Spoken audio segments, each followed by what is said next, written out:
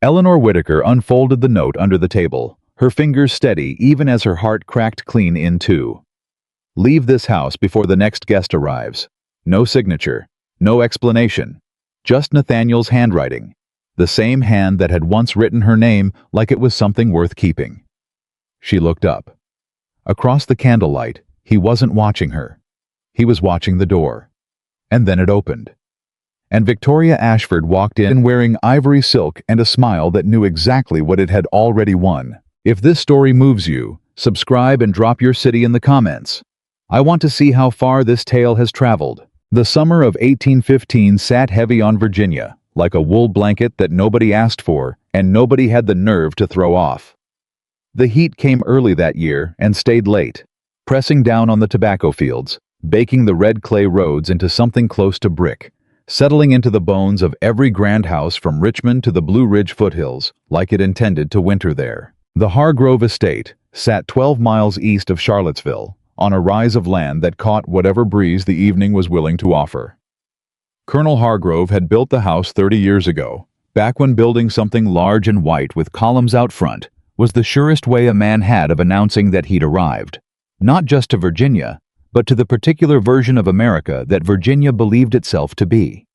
The kind where your name mattered more than your ledger, where a handshake at the right dinner table was worth more than any contract drawn up by lawyers, and where a woman's position in society could be measured precisely by how long the other women in the room took to acknowledge her when she walked in. Eleanor Whittaker had been measuring that pause her entire life. She'd arrived early, her mother's instruction, firm and anxious in the carriage on the way over.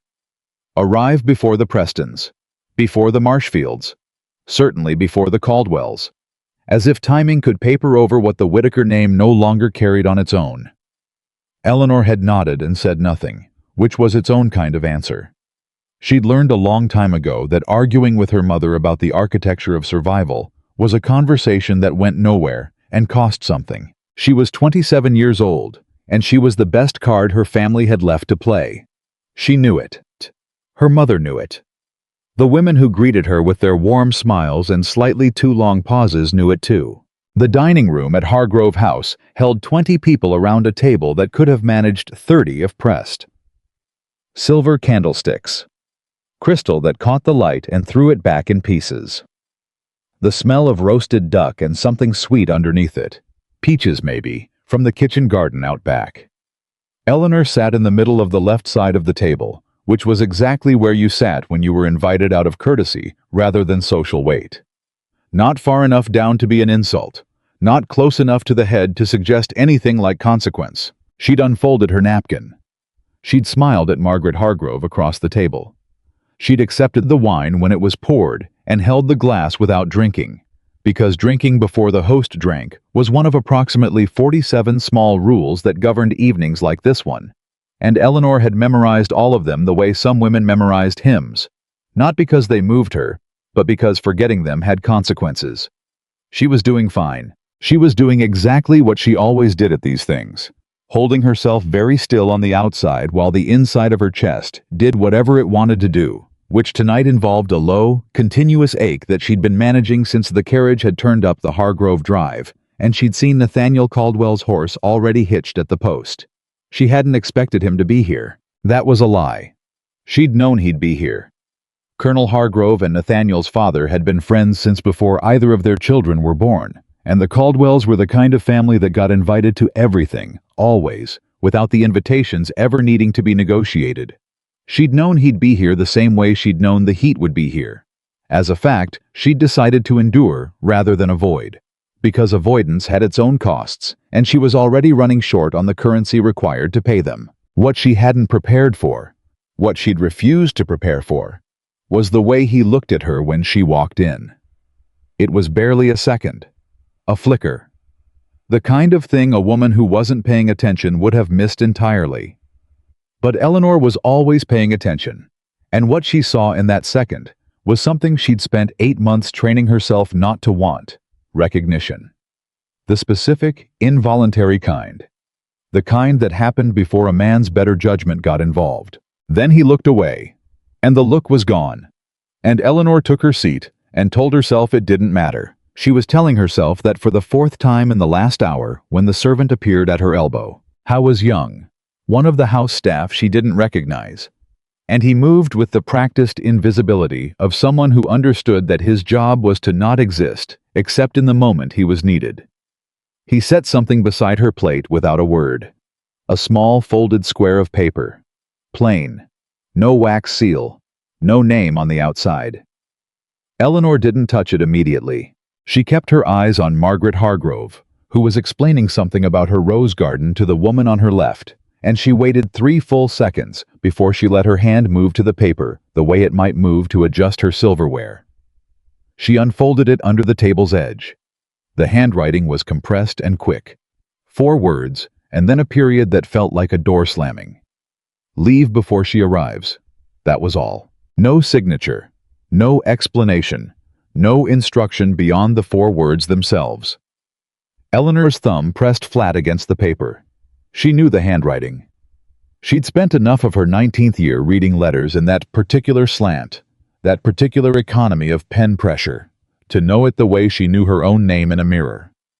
She didn't look at him. She kept her face on Margaret's rose garden story. She breathed in. She breathed out. She thought, with a clarity that felt almost surgical, that this was the second time Nathaniel Caldwell had tried to protect her from something without having the decency to explain what it was. The first time, he'd succeeded.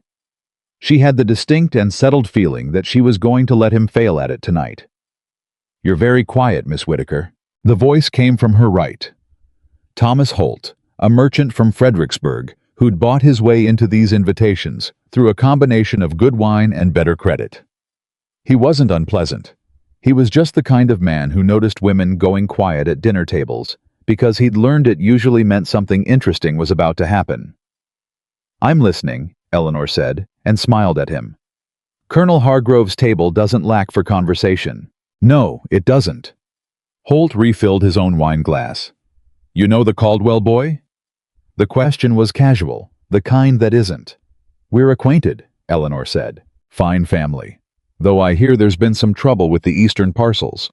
Drought last year, then the floods in spring. Tobacco doesn't forgive either." He shook his head with the comfortable sympathy of a man whose livelihood wasn't staked to the weather. "They say he's looking at a possible arrangement with the Ashford family. Philadelphia money. A great deal of it, if the numbers I've heard are anywhere close." Eleanor turned her wine glass a quarter turn. "Is that so?" she said. "Their daughter's something, by all accounts. Victoria. 28, maybe 30. Educated in the northern style." Holt lowered his voice slightly, the way men did when they were about to say something they considered generous. "Not what you'd call warm, from what I understand. But Caldwell's in a position where warmth is a luxury." "Most people are," Eleanor said, "in one way or another." Holt laughed. He thought it was a pleasantry. Eleanor looked down at her plate and thought about the folded paper in her left hand and about what it meant that Nathaniel had sent it and what it meant that he hadn't sent it sooner, like perhaps a week ago when she'd been standing at the Charlottesville post office collecting her mother's correspondence, and she'd turned around and found him directly behind her on the step. And they'd stood there for 3 seconds in the morning light, saying absolutely nothing to each other before he'd tipped his hat and walked past. He'd known then. He'd already known. He could have warned her then. He hadn't. The front door of Hargrove House opened. Eleanor heard it before she felt it. The particular change in the air pressure of a room that happens when a door at one end of a house admits something the room wasn't expecting. A shift. A collective breath held and slowly released. The kind of adjustment a roomful of people made when someone arrived who required adjustment. Colonel Hargrove rose from his chair. "Ah," he said, and his voice carried the particular warmth of a man who had been waiting. "Here she is." Eleanor didn't turn around. She looked instead at Nathaniel. He had gone very still. His hands were flat on the table, not gripping the edge, not pressed to his thighs, just flat and quiet and deliberate, the way a man placed his hands when he was managing himself. When he was making sure that whatever his face decided to do, his body wouldn't betray him separately. Eleanor knew that quality of stillness. She'd seen it in him before, years ago, when his father had been making decisions about the estate over Nathaniel's quieter objections. That particular kind of stillness was what Nathaniel Caldwell looked like when he'd already decided something and didn't want anyone to know what it was yet. "Miss Ashford," Colonel Hargrove's voice, warm and carrying. "What a pleasure." Eleanor turned. Victoria Ashford was everything. Thomas Holt's description had failed to capture, and everything it had gotten precisely right. She was tall, taller than Eleanor, though not ungainly with it. Dark hair dressed high with the particular precision that required either a very skilled maid or a very controlled disposition, probably both. Her gown was ivory silk, simply cut, the kind of simplicity that cost more than decoration. She moved through Colonel Hargrove's greeting the way a woman moved through a room she'd already decided was hers, not through arrogance exactly, but through something more settled than that, through certainty. She shook Colonel Hargrove's hand. She greeted Mrs. Hargrove by name, and then her eyes found Nathaniel. Something passed between them. Not warmth, not quite, but acknowledgement. The particular acknowledgement of two people who have sat across a negotiating table from each other and understand precisely what they're worth to one another. Then her eyes moved. They found Eleanor. The pause was very short. Half a second, maybe. The length of a breath. And in that half second, Victoria Ashford took Eleanor Whitaker's measure with the careful, unhurried attention of a woman who understood that information was its own kind of power. Eleanor held the look. She did not look away first. Victoria's mouth curved. It wasn't unfriendly.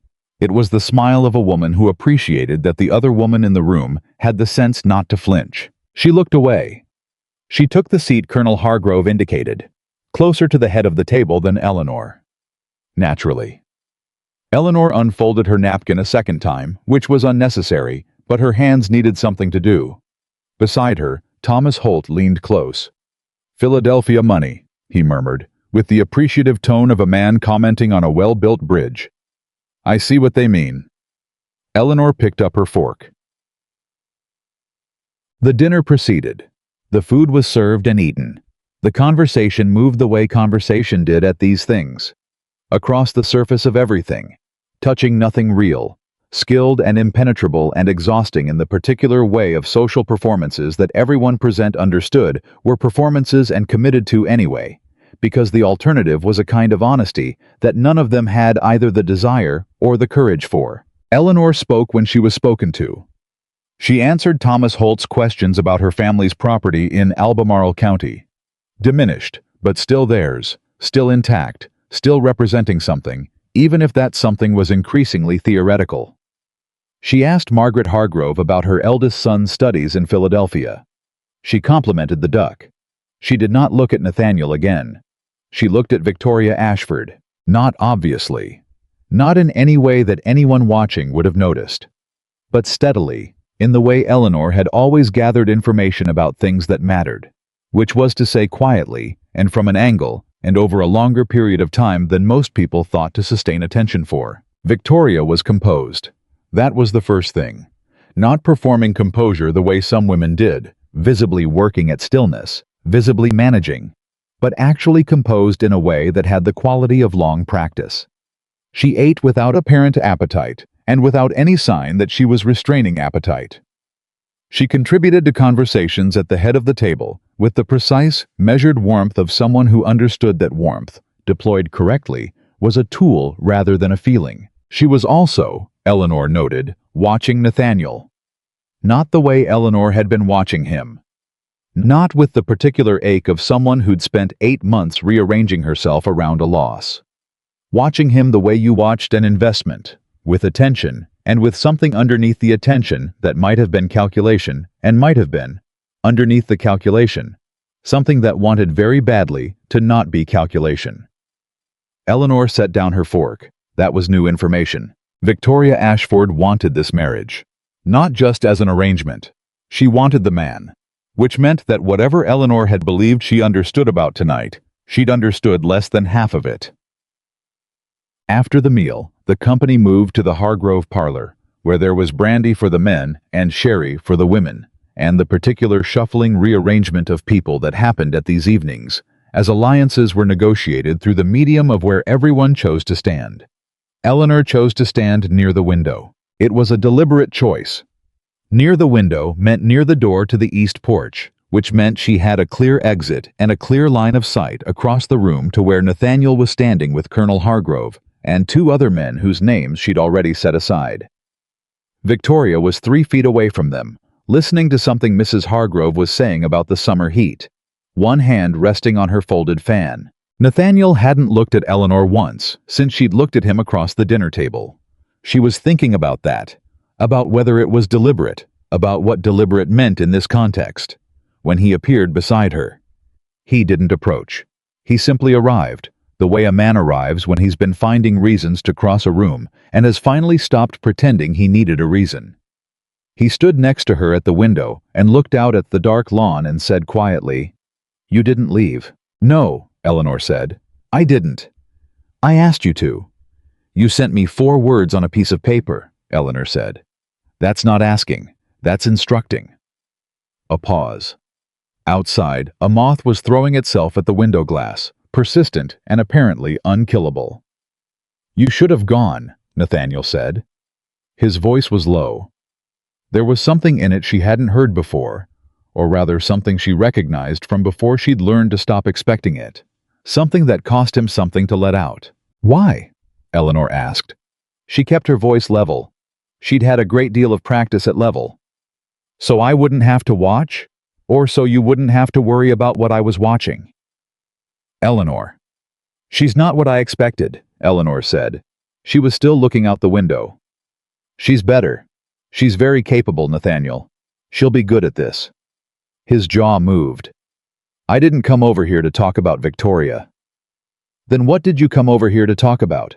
Another pause. Longer this time. The moth gave up on the window and vanished into the dark. I came to apologize," he said, "for not telling you myself about the arrangement. You deserve to hear it from me, and I—" He stopped, pressed his mouth together. "I told myself I was protecting you from something." "You were protecting yourself," Eleanor said. "Not cruelly, just accurately. From having to be in the room when I understood." He didn't deny it. That was the thing about Nathaniel Caldwell, Eleanor thought. The thing she'd always liked about him, and the thing that had always, also, broken something in her. He didn't lie about the important things. He just didn't volunteer them until someone made him stand still long enough. "The estate," she said. "The eastern parcels, the flooding, and the debt," he said. 3 years of it. "My father's decisions mostly, but they're my decisions now and they have consequences that aren't just mine to carry." He turned to look at her then, for the first time since she'd sat down at the Hargrove table. "There are families on that land, Eleanor, 43 of them. They've worked that ground for 20 years. What I decide in the next 6 months decides what they do for the next 20. Eleanor looked at him. She'd loved him once.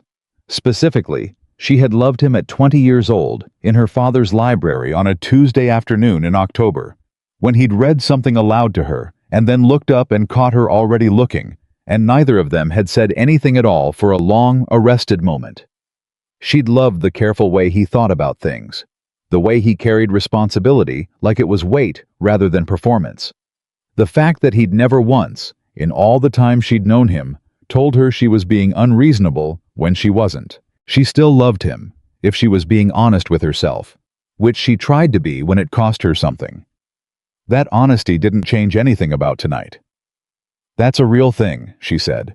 "Those 43 families. That's not nothing, Nathaniel." "No," he said. "It's not."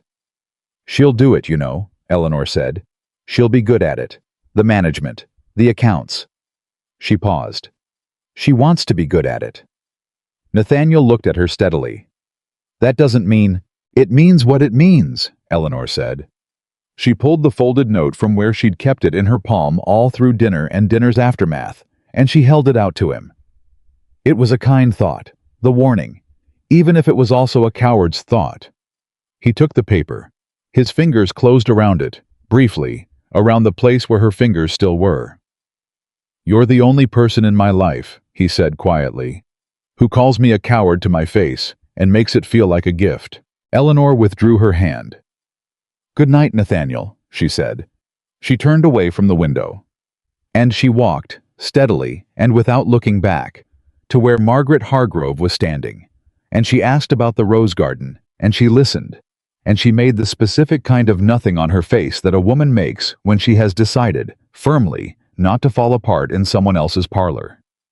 Across the room, she felt rather than saw Victoria Ashford watching, not with triumph. With something more complicated than triumph. With attention. The careful, intelligent, evaluating attention of a woman who had just seen something she hadn't been told to expect, and was now revising her understanding of the landscape. Eleanor smiled at Margaret Hargrove. She thought, "This isn't over." She thought, "It's barely begun." And then she thought nothing at all, except the shape of Margaret's question about the climbing roses on the east wall. And she answered it, and she stayed for another hour, and she was the last of the younger women to leave. Not because she was making a point, because she had decided, somewhere between the note and the window and the conversation that had unraveled 8 months of careful distance in about 4 minutes, that she was done letting other people tell her where and when she was welcome. She drove home in the hired carriage in the dark Virginia heat, with her hands folded in her lap and her face toward the window, watching the fireflies in the roadside grass. And she did not cry. That, she thought, was something. Her mother was awake when she got home. Of course she was. Catherine Whitaker sat in the front room with a candle and the particular expression of a woman who has been managing anxiety for so long that the anxiety itself has become a kind of company. "Well?" her mother asked. "Dinner was fine," Eleanor said. She set her gloves on the table by the door. "The duck was good." Eleanor. "She was there," Eleanor said. "Victoria Ashford, from Philadelphia. Yes, she's what people say she is." She crossed to her mother's chair and bent and kissed the top of her head. "It's all right, Mama. Go to bed." "It's not." "It's all right," Eleanor said again, more firmly. "The way you said a thing when you weren't sure it was true, but you'd decided to make it true by the force of saying it enough times." Her mother held her hand for a moment. Pressed it. Let it go. Eleanor took the candle from the table in the hall and went upstairs. She stood at her bedroom window in the dark and looked out at the fields and thought about Nathaniel's face when he'd said 43 families. The particular set of his jaw. The particular quality of a man who understood the weight of things and had not yet found a way to set it down without it crushing someone else. She thought about Victoria Ashford's eyes. She thought about the way Victoria had watched her walk away from that window. Not gloating, calculating. The way a very good chess player watched an opponent make a move they hadn't expected and began immediately reconsidering the board. Eleanor set the candle down. She sat on the edge of her bed in the summer dark, and she thought, with the clear and unsparing honesty she reserved for the hours when nobody else could hear her, "You are in trouble. You have been in trouble since you walked through that door tonight, and you stayed when you should have known better, and now you are going to have to be smarter than you have ever been in your life. Because Victoria Ashford is not stupid, and Nathaniel Caldwell is not free, and the Whitaker name is one bad season away from meaning nothing at all." She lay down. She stared at the ceiling. She thought, "All right then." She thought, "All right." Outside, the Virginia summer sat heavy and hot and full of fireflies, and the night went on without asking anyone's permission, the way nights did. Eleanor didn't sleep well. She hadn't expected to. What she hadn't expected was to be awake at 4 in the morning, sitting at her writing desk with a blank piece of paper in front of her, and nothing to put on it, because everything she wanted to say had no safe recipient. She wanted to write to Nathaniel.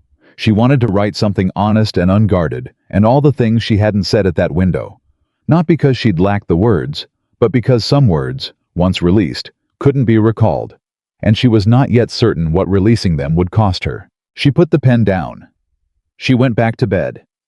She stared at the ceiling until the sky went from black to gray to the particular washed-out blue of a Virginia summer morning that hadn't decided yet whether it was going to be tolerable or brutal. It was going to be brutal, she could already tell. She rose, dressed herself without the maid, because the maid was young and cheerful in the mornings, and Eleanor was not in the mood for cheerful, and went downstairs to find her mother already at the breakfast table with a letter in her hand and an expression that Eleanor recognized as the face her mother made when something had happened that she was deciding how to present. "Good morning," Eleanor said. She poured her own coffee. "You have a caller," her mother said, "coming at 10. Eleanor looked at her over the rim of the cup. "Who?" Her mother set the letter on the table and pushed it toward her. Eleanor looked at it. It was on very good paper. The handwriting was precise and upright and had the quality of someone who had been taught penmanship with the understanding that the quality of your letters communicated the quality of your character before you'd said a single word. "Miss Whitaker," it read, "I hope you will forgive the informality of this request. I would very much like to call on you this morning at your convenience, if you are willing. I believe we may have interests in common worth discussing. V. Ashford." Eleanor read it twice. She set it back on the table. "When did this arrive?" she asked. "A boy brought it at 8, her mother said. "Eleanor, what does she want?" "I don't know yet," Eleanor said. She picked up her coffee again. "But I intend to find out." Her mother opened her mouth. "Mama," Eleanor said quietly, "it's all right." Victoria Ashford arrived at 5 minutes before 10, which was itself a statement. Not late, which would have been an insult. Not on the hour exactly, which would have been aggressive. 5 minutes early, which said, "I am someone who values your time, and I want you to know it before we begin." Eleanor received her in the front sitting room, which was the best room in the Whitaker house, and also the most honest room, in that it had been carefully arranged to look comfortable without looking diminished. And any woman with Victoria Ashford's intelligence would see through that arrangement in about 30 seconds and know exactly what it cost the Whitaker family to maintain it. Eleanor stood when Victoria came in. They regarded each other the way two women regard each other when both of them know the other is doing exactly that. Assessing, measuring, cataloging. And both of them are too self-possessed to pretend otherwise. "Miss Whitaker," Victoria said, "thank you for seeing me." "Miss Ashford," Eleanor said, "please sit down." Victoria sat. Eleanor sat. The maid brought tea and was dismissed. For a moment, neither of them said anything. Then Victoria said, "You're wondering why I came?" "Yes." "And you've decided not to ask first, because asking first would tell me something about where you think you stand." Victoria's mouth curved very slightly, not unkindly, but with the appreciation of someone who recognizes a move she'd have made herself. "You're more careful than I expected." "You didn't know what to expect," Eleanor said. "You'd never met me." "I'd heard of you." Victoria lifted her tea. "From Nathaniel." The word landed in the room between them like a stone into still water, and they both watched the ripples. Eleanor kept her face very still. "He mentioned you," Victoria continued, and her voice was even, the way a voice was even when it was being kept even, which was a different thing than natural calm. "Not extensively, not in the way that would have been indiscreet, but enough that when I saw you last night, I understood something he'd left out of the description." "And what was that?" Eleanor asked. Victoria looked at her steadily. "That he left the room when you arrived and came back looking like a man who'd been handed something heavy and had nowhere to set it down." Eleanor said nothing. "I'm not here to accuse you of anything," Victoria said. "Or him, for that matter. I'm a practical woman, Miss Whitaker. I find that practically always serves better than sentiment in situations like this." "And what kind of situation is this?" Eleanor asked. "The kind," Victoria said, "where three people are pretending to want different things than they actually want, and the pretending is going to cause a great deal of damage if nobody is honest about it." Eleanor set her own tea down. She folded her hands in her lap.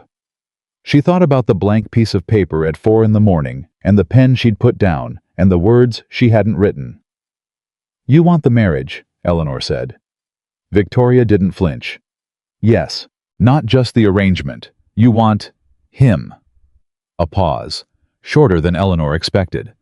"That's rather more than I intended to admit in the first 10 minutes, Victoria said. "But yes." She looked down at her tea and then back up. "I'm aware of what it looks like. A Philadelphia merchant's daughter pursuing a Virginia landowner for his name and his acreage. I'm aware of exactly how that reads. I'm not asking you to think well of me for it. What are you asking me? Eleanor said. To be honest with me about what you intend to do, Victoria said. Because you stayed last night. He asked you to leave. Don't deny it. I saw him pass the note. I know his handwriting by now. And you stayed. And whatever conversation happened at that window was not a goodbye conversation, Miss Whittaker. I know the difference. So I'm asking you directly, what do you want? The question sat in the air of the Whittaker sitting room, and Eleanor let it sit there for a moment, because it deserved the respect of not being answered hastily. Then she said, I want what's true to be true. That's all I've ever wanted. Victoria frowned slightly. That's not an answer. It's the only honest one I have. Eleanor met her eyes. I'm not going to tell you I have a plan. I don't. I'm not going to tell you I've moved on, and you have nothing to worry about, because that would be the kind of lie you'd see through before I finished the sentence. What I can tell you is that I didn't stay last night to fight you. And I'm not your enemy, Miss Ashford, unless you decide to make me one. Victoria studied her for a long moment. Nathaniel says you're the most honest person he's ever known, she said. Nathaniel says a great many things, Eleanor said. Some of them are even true. Something shifted in Victoria's expression then. Not softening exactly, but a kind of recalibration. The look of a woman who had come in with a strategy and was now revising it in real time. The debt is real, Victoria said quietly. In case you were wondering, it's not a convenient excuse. The Caldwell estate is genuinely at a crisis point, and Nathaniel knows it and is carrying it the way men of his kind carry things, which is to say in silence and with considerable damage to himself. She paused. My father's money would resolve it. Not generously. The terms are what they are. But it would resolve it. And in return, Eleanor said, you get the name. In return, Victoria said, I get a husband who is honest and capable and serious about his responsibilities. Those are not small things, Miss Whittaker. Most women in my position would consider them extraordinary. A beat. Even if he's not entirely available in the way I'd... She stopped, set down her cup. Well, Eleanor looked at this woman, this composed, intelligent, plainly courageous woman who had gotten into a carriage and come to her house and sat across from her and told more of the truth than most people managed in an entire courtship. And she felt something complicated and unwelcome happen in her chest. She felt respect for her. Why did you come here? Eleanor asked. The truth, not the practical version. Victoria was quiet for a moment. Because I've spent enough of my life negotiating for things I wanted from people who wouldn't look at me directly, she said. I didn't want to negotiate around you. I wanted to look at you and know what I was dealing with. She met Eleanor's eyes. Now I do. And, Eleanor said. And, Victoria said, I think you're going to be a problem, but I think you're the kind of problem I can respect. She stood. She set her tea on the table. Good day, Miss Whittaker, she said. I expect we'll see each other again. I expect we will, Eleanor said. She stood too. They did not shake hands. They didn't need to. There was something more honest than a handshake in what had just passed between them, and they both knew it, and neither of them said so. Eleanor saw her to the door. She watched the Ashford carriage pull away down the road between the fields. Then she went back inside and sat very still in the front room and thought about what it meant that the woman who was going to marry Nathaniel Caldwell was someone she could have been friends with, in a different life, in a different story, where the cost of friendship hadn't been placed on precisely the piece of the map where both their territories met. She saw Nathaniel 3 days later. She wasn't trying to. She'd been at Henderson's Dry Goods on the south end of Charlottesville's Main Street, doing an errand that was genuinely an errand and not a reason to be seen in town, and he'd come in behind her while she was at the counter, and they'd both registered each other's presence with the particular controlled neutrality of people who had too much to say and nowhere appropriate to say it. Miss Whittaker, he said. Mr. Caldwell, she said. Equal formality. They'd agreed to that. Not out loud, not ever out loud, but in the way two people who know each other very well agree to things. He waited while she finished her transaction. The shopkeeper, Mr. Henderson, who was approximately 70 years old and missed absolutely nothing, watched them both with the benign attention of a man who had seen a great deal of human feeling walk through his door over the decades and still found it interesting. Outside on the step, Nathaniel said, "She came to see you." It wasn't a question. "She did," Eleanor said. "What did she say?" Eleanor looked at him. "She told the truth. More of it than I expected." She adjusted the parcel under her arm. "She's better than you're letting yourself know, Nathaniel." He looked away, down the street, toward nothing. "I know exactly what she is." "Do you?" Eleanor said. "Because from where I sat, she's a woman who's trying very hard to want this to be real. That's not nothing. That's actually something quite—" She stopped. She was not going to finish that sentence. "Anyway, it's not my business." "Eleanor." "It's not," she said. Firm, not cold. Firm. "It isn't. You have your reasons, and they're real reasons, and I said that at Hargrove House, and I meant it." She took a breath. "What I'd ask, the only thing I'd ask, is that you don't send me notes on folded paper anymore. If there's something I need to know, I'd prefer you say it." He was quiet for a moment. "Fair enough," he said. "Good." She stepped off the edge of the step. "She's coming to Millbrook," Nathaniel said. His voice had gone slightly different, careful, in a way she recognized as him managing something he hadn't fully worked out yet. "The Millbrook Gathering, 4th Saturday of August. My family's hosting. Victoria will be there, and my mother, and—" He paused. "It will be, I think, something of a formal introduction to the county." Eleanor looked at him. "I'm not telling you to stay away," he said. "I know better than to try that again.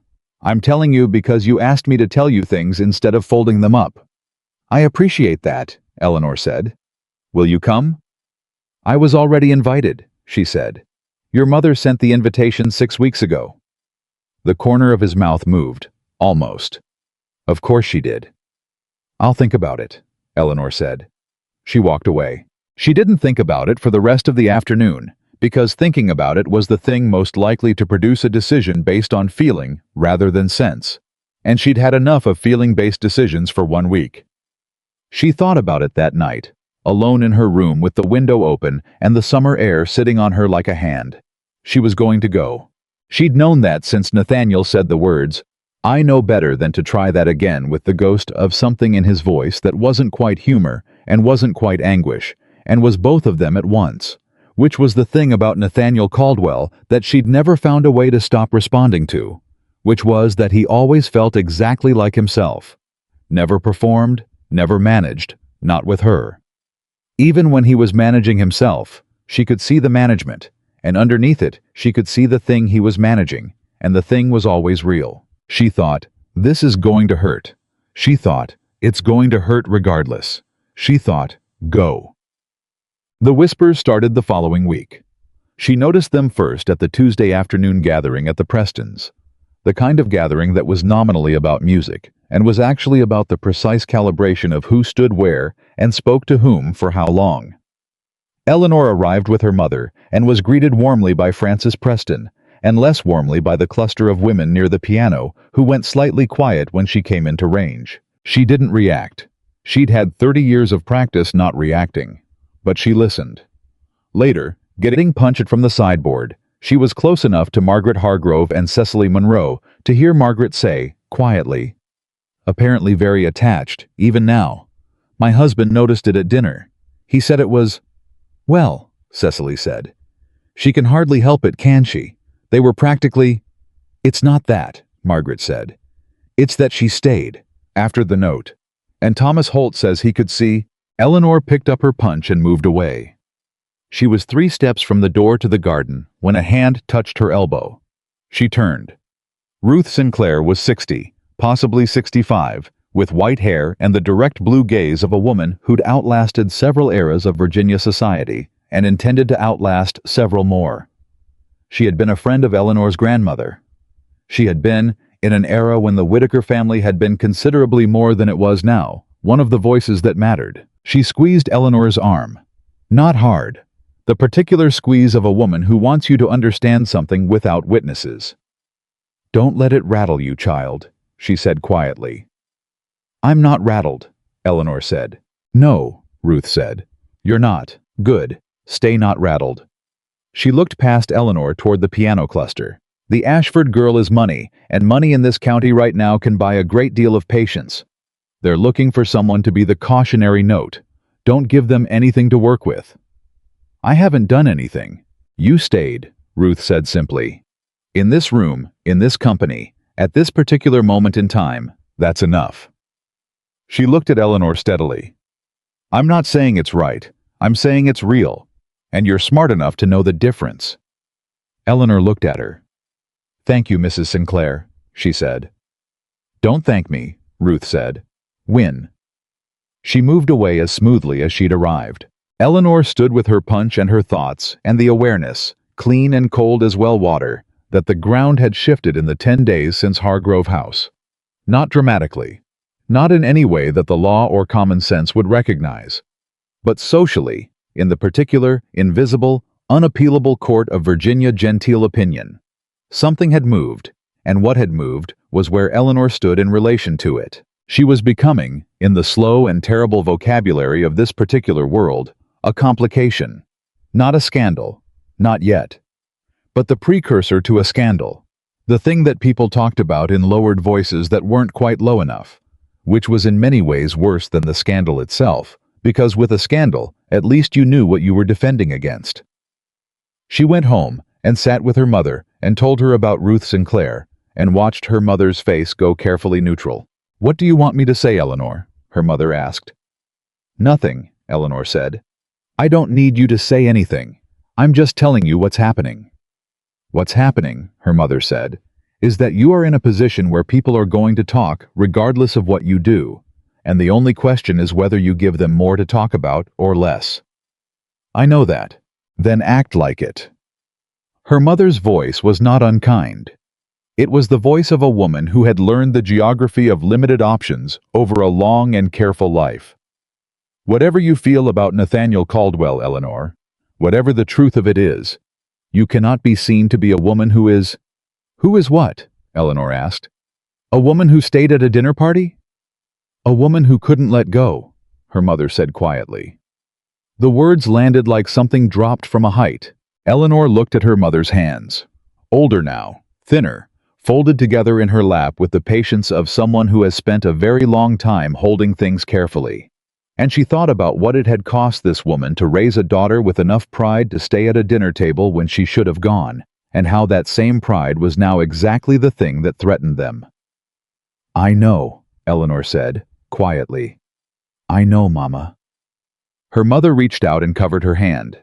You're the best thing this family has, she said. Be careful with yourself. Eleanor nodded. She was going to Millbrook.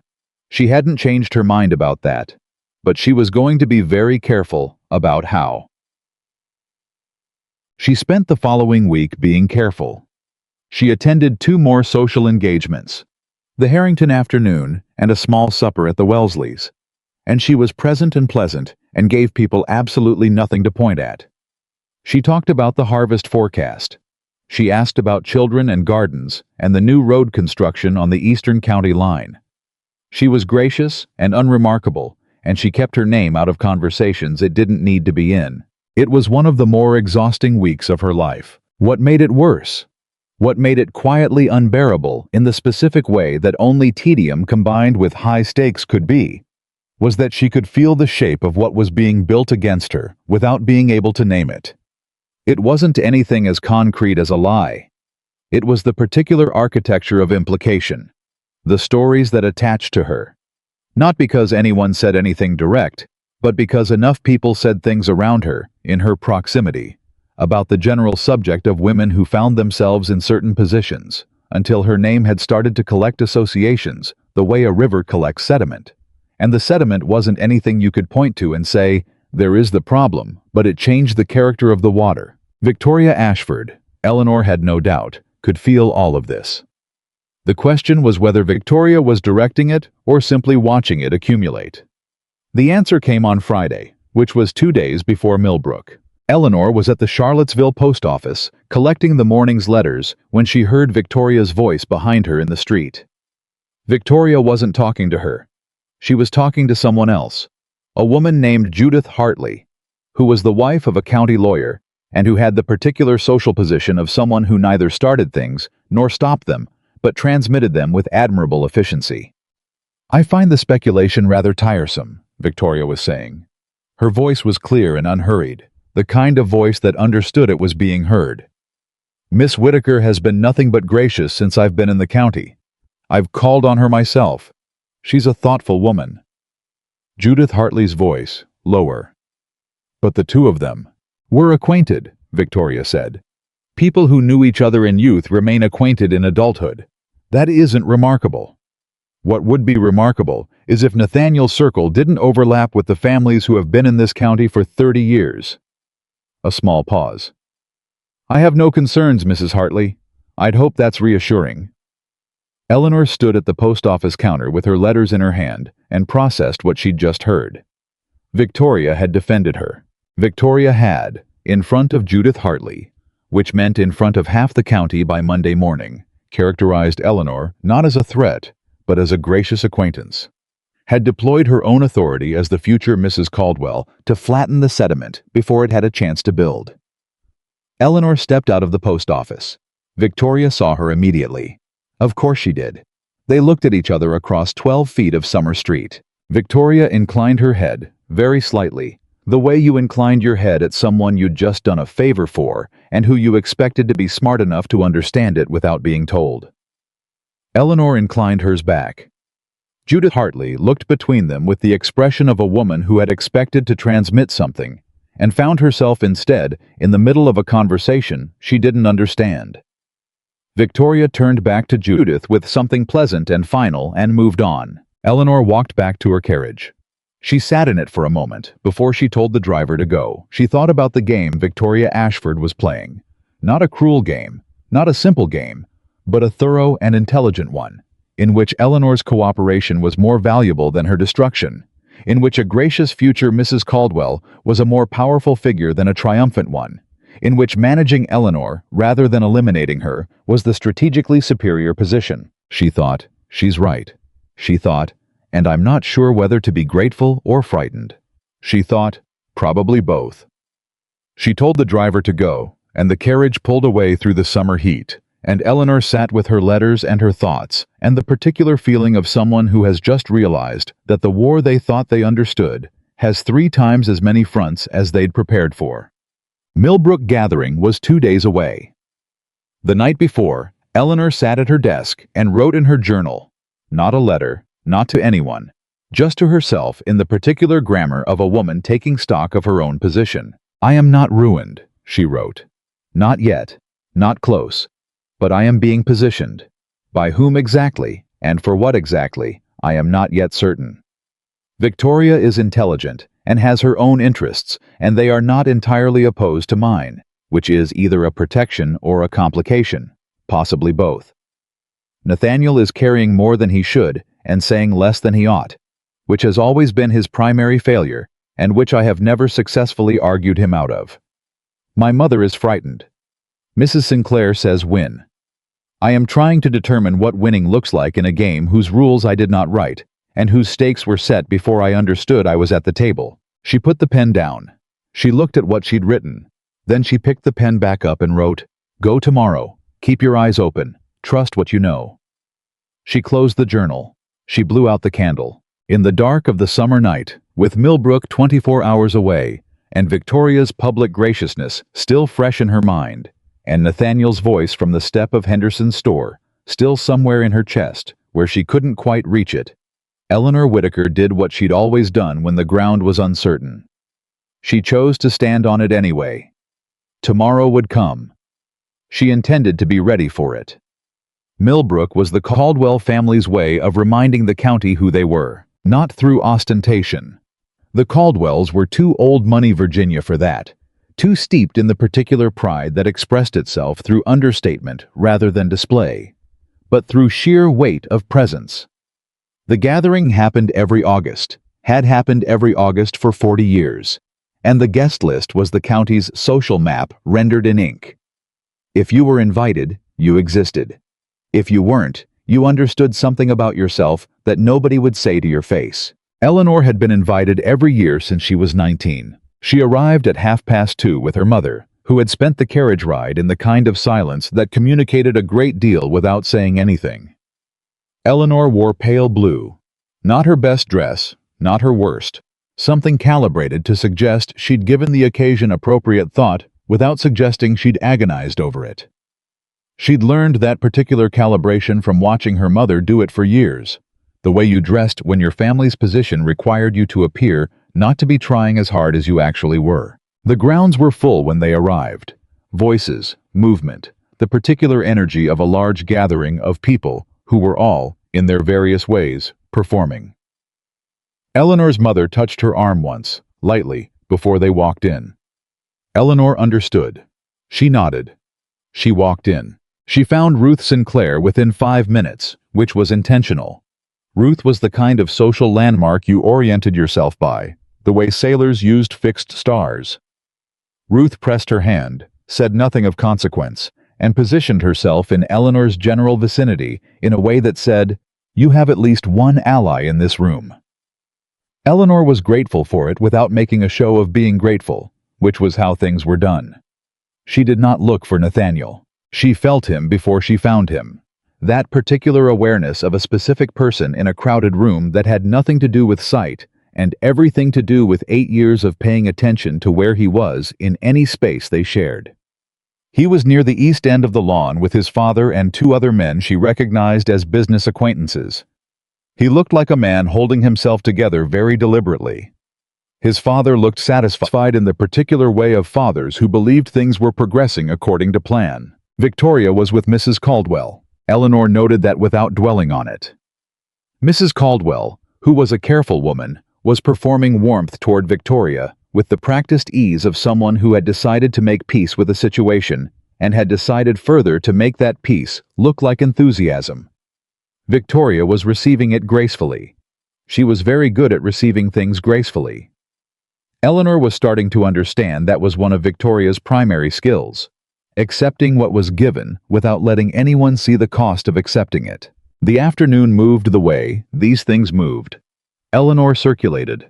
She spoke to people she knew, and some she barely knew, and a few she'd never formally met, but who greeted her with the particular warmth of people who had heard her name and attached to it, lately, some version of a story. She couldn't tell, from the warmth alone, what version they'd heard. She kept her face open and her conversation easy, and she did not let anyone see her work at it. She was near the refreshment table, in a conversation with Franklin Marsh about his son's apprenticeship in Richmond, when she heard Victoria's voice behind her. "So fortunate the weather held," Victoria was saying to someone. "Mrs. Caldwell was quite worried about rain this week."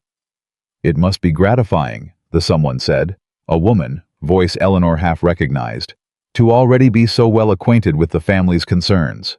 "I hope to deserve their trust," Victoria said. Smooth. Perfect. The kind of answer that closed a subject while seeming to open a door. Eleanor refocused on Franklin Marsh and his son's apprenticeship.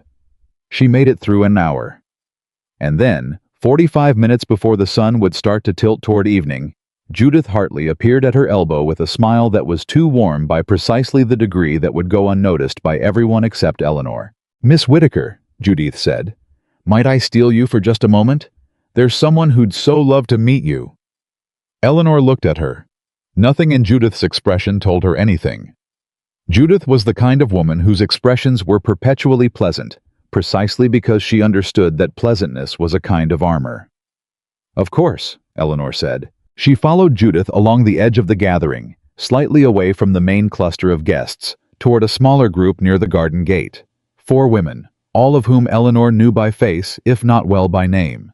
They received her with warm sounds and introductions that accomplished nothing, and Eleanor smiled and responded, and kept the back of her neck very still, because the back of her neck had the particular feeling of exposure you got when you were being moved somewhere, and you didn't yet know why. She found out why 30 seconds later. One of the women, Clara Bateman, whose husband owned 300 acres east of town, and whose social position was slightly above her intelligence, leaned in with the look of someone delivering a gift. "We were just saying," Clara said, "how extraordinary it must be. For you, I mean. Given everything." "Given what?" Eleanor said pleasantly. Clara's eyes did something complicated. Well, the history. You and Nathaniel, we all remember. Clara, one of the other women said, slightly warningly. No, truly, Clara said. It's no secret. Everyone was so certain at the time that... She tilted her head. And then of course what happened? The letter and everything. Eleanor felt the ground go very still under her feet. Not the letter Nathaniel had passed her at the Hargrove table. The letter Clara meant was something else entirely. Something older. She kept her face exactly where it was.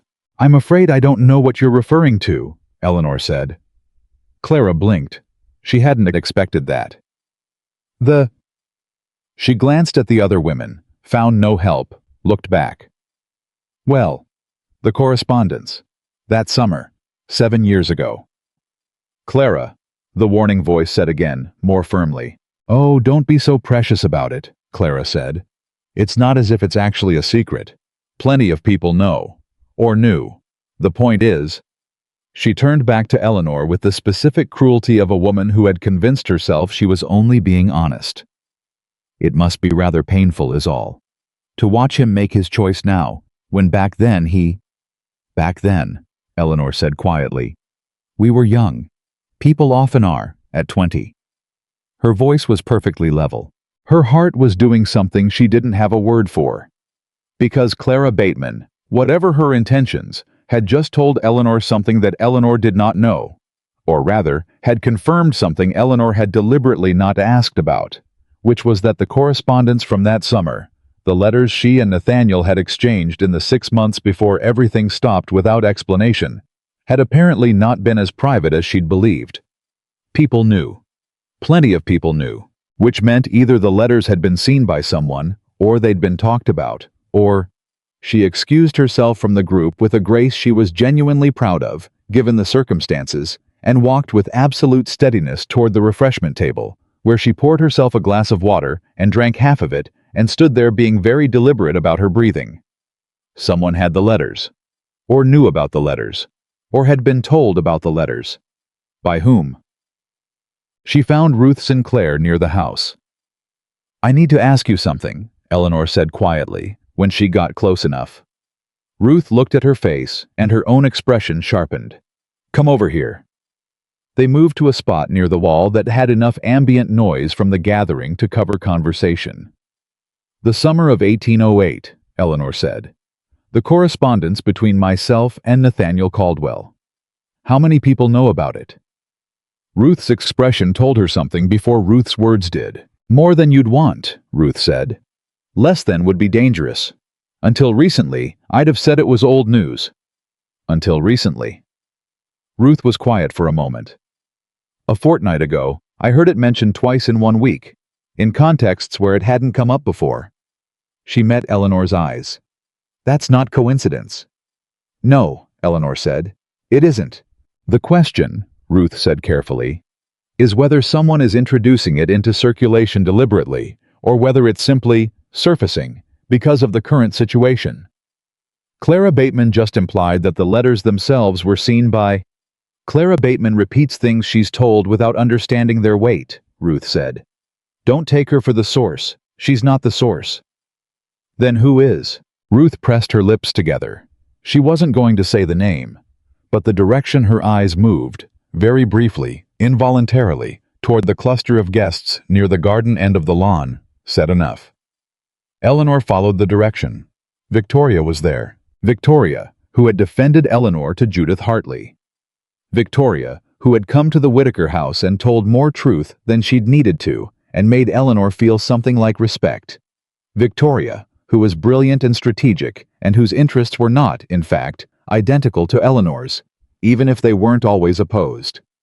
Eleanor thought about that. She thought about a woman who was smart enough to defend Eleanor publicly and introduce a 7-year-old letter privately in the same week. And she thought about what kind of strategy required both moves simultaneously. She thought, she's drawing me out. She thought, she's trying to see what I'll do. She thought, all right then, she's about to find out. She found Victoria at the edge of the garden gate 20 minutes later. Victoria saw her coming and didn't move away.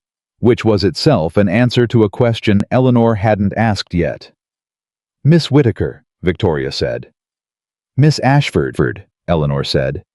She stopped at exactly the distance that communicated privacy without intimacy. "I'd like to speak with you plainly, if that's agreeable." "When have we done anything else?" Victoria said. Eleanor looked at her steadily. "The letters from 1808. You introduced them into circulation." Victoria didn't flinch. "I mentioned a correspondence, yes, in a limited context, as historical information about Nathaniel's past." "Whose past?" Eleanor said. "Includes my name." "It does," Victoria said, and her voice was even, but something underneath it was not quite as even as she wanted it to be. "I needed to know how serious the history was. I needed to understand what I was inheriting, as it were." "So you asked around about my correspondence with the man you're going to marry," Eleanor said. "And then you defended me publicly to Judith Hartley." "Both things can be true." "They can," Eleanor said. "And they tell me something interesting about how you operate." She paused. "You're testing me. You need to know whether I'll panic, or confront, or fold, or go to Nathaniel. And then, based on what I do, you'll know exactly how much of a problem I am." Victoria looked at her for a long moment. "You're very clear-eyed," she said. Her voice had shifted, slightly, just slightly, from the composed instrument she usually deployed to something more direct. "For someone in your position." "My position," Eleanor said, "is that of a woman who has been careful and done nothing wrong, and is nonetheless in danger of being defined by a story she didn't write." She kept her voice quiet and even. "I understand why you did it. I understand the logic of it, but I want you to understand something in return." "Go on," Victoria said.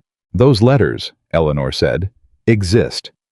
I don't know whether Nathaniel still has them, or whether they've passed other hands, or whether the only thing circulating is the knowledge that they existed. But if they surface, if they become a matter of public discussion, at this gathering or anywhere else, the damage won't be contained to me." She held Victoria's eyes.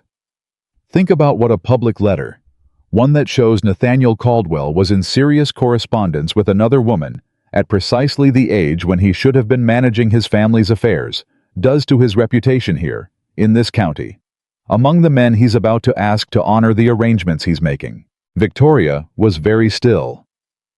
"Think about what it does to your family's position," Eleanor continued, "if your future husband is publicly understood to be entering a marriage of financial necessity while carrying a previous attachment.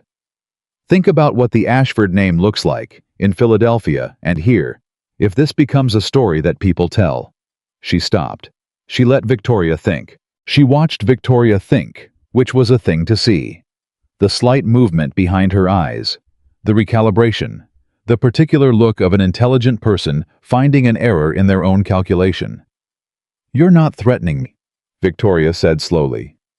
"No," Eleanor said. "I'm telling you what's true. There's a difference." "The difference being, a threat tells you what I'll do if you don't comply," Eleanor said. "The truth tells you what will happen regardless of what either of us does if this gets out of hand." She looked at her steadily. "I don't want it to get out of hand, Miss Ashford. I don't want to destroy anything. I never did. But I also won't be managed into a corner by someone who's testing me with other people's information." Victoria was quiet for a moment that lasted long enough to mean something. Then she said, "What do you want?" "I want it to stop," Eleanor said.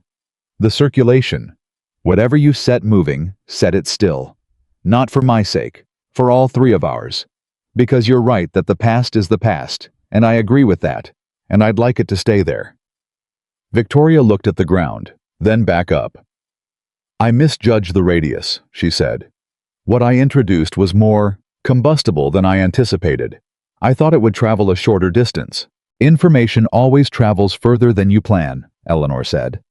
"Yes," Victoria said. "I'm learning that." She took a breath. "I'll do what I can. I can't recall what's already circulating, but I can stop adding to it." "That's sufficient," Eleanor said. They stood there for a moment in the evening air. Two women who had arrived at something that wasn't quite a truce and wasn't quite an alliance, but was something in between. A mutual recognition, maybe. A mutual understanding of the stakes. Then Victoria said quietly, "He talks about you sometimes." Eleanor went very still. "Not. It's not what you might think," Victoria said. Her voice had dropped further, into something that was genuinely unguarded in a way Eleanor hadn't heard from her before. "He doesn't speak of you with longing particularly. He speaks of you with admiration, standard, a measure." She paused. "It should bother me more than it does." "Does it bother you?" Eleanor asked. Victoria stopped. "It tells me something about the man I'm committing to. That the woman he respects most is someone principled and difficult and unwilling to be managed." She looked at Eleanor. "That's a strange thing to find reassuring, but I do." Eleanor said nothing. There was nothing to say to that. Victoria straightened. The composure came back, not as a mask, but as a habit. The way a woman puts on a coat not to hide herself, but because it's what she wears. "I should return to Mrs. Caldwell." "Yes," Eleanor said. "Miss Whittaker." Victoria paused. "For whatever it's worth, I am sorry. About the letters. It was a poorly calculated move." "It was," Eleanor agreed. "But it was honest of you to say so." Victoria left. Eleanor stood at the garden gate and breathed the evening air and let herself feel, for just a moment, how much that conversation had cost her. Not the logic of it. She'd followed the logic cleanly, had said what needed saying, and held what needed holding. But the underneath of it. The part where she'd had to defend the privacy of letters she'd written at 20 years old to a man she'd loved, in front of the woman who was going to marry him, and do it without her voice breaking or her hands shaking, and then hear him described as the kind of man who used her name as a standard, and do nothing with that information except carry it quietly home. She breathed. She was still standing there when she heard boots on the path behind her. She knew the step. "Eleanor." Nathaniel's voice was low and controlled, and carried something underneath the control that she didn't want to identify. She turned. He was alone. He looked like a man who had been watching a situation deteriorate for the last half hour and had finally decided to move. "What happened?" he said. Not a question. "A conversation," she said. "It's handled." Clara Bateman said. "It's handled," Eleanor said more firmly. "I spoke to Victoria. She understands." Something moved across his face. "You spoke to Victoria about the letters." "Someone had to," Eleanor said. "You weren't going to." He looked at her. The particular look of a man who has just been told a true thing about himself that he wasn't ready to hear. "I didn't know she'd—" he started. "I know you didn't," Eleanor said. "That's part of the problem, Nathaniel. You have been assuming that because you weren't talking about it, nobody was." She kept her voice even. "People talk. They always talk. The question is whether you're in front of it or behind it." "I should have told you sooner," he said. "About the arrangement, about all of it. Yes, I should have—" He stopped. His jaw worked. "There are 100 things I should have done differently, starting probably about 7 years ago." Eleanor looked at him. She thought, don't. She thought, whatever he's about to say, don't let him say it here, in this yard, at this gathering, where anyone could walk around that corner at any moment. "Nathaniel," she said carefully. "I have the letters," he said. "All of them. Every one you wrote. I've kept them." He held her gaze. "I want you to know that." The world went very quiet. Not because of noise. The gathering was still audible from beyond the hedge, voices and laughter, and the ordinary sound of people who had no idea that the man hosting them was standing in his own garden, telling a woman she wasn't supposed to be what she was. Eleanor looked at him. She thought about 8 months of carefully managed distance. She thought about the note at the Hargrove table, and the conversation at the window, and the step outside Henderson's store, and Victoria, sitting across from her in the Whittaker front room, telling the truth about a man neither of them had quite let go of. She thought about 43 families on Caldwell land. She thought, don't. "You shouldn't tell me that," she said. Her voice was steady. Her chest was not. "It doesn't change anything, Nathaniel. It can't." "I know," he said. "Then why?" "Because I'm tired," he said. Simply, without drama. I am very tired of only saying the safe thing." He looked at her with the particular, unguarded directness she'd loved about him at 19 and had spent 8 years missing. "I'm not asking you for anything. I'm not. This isn't an offer of anything. I have a commitment I intend to honor, and I know what that means. But I wanted one person in my life to know what's true." Eleanor was quiet for a long moment. Then she said, very quietly, "I know what's true. I've always known." He looked at her. Go back to your guests," she said. "It's your gathering." He didn't move immediately. Then he nodded, once, the way he nodded when he'd accepted something he didn't like and intended to be honest about not liking it. He walked back around the hedge. Eleanor stood at the garden gate in the evening light and did not watch him go, and thought about what it felt like to be handed the most honest thing a person had ever offered you and have to set it down untouched because the timing was wrong and the world was what it was, and love, however real, could not by itself pay 43 families their wages.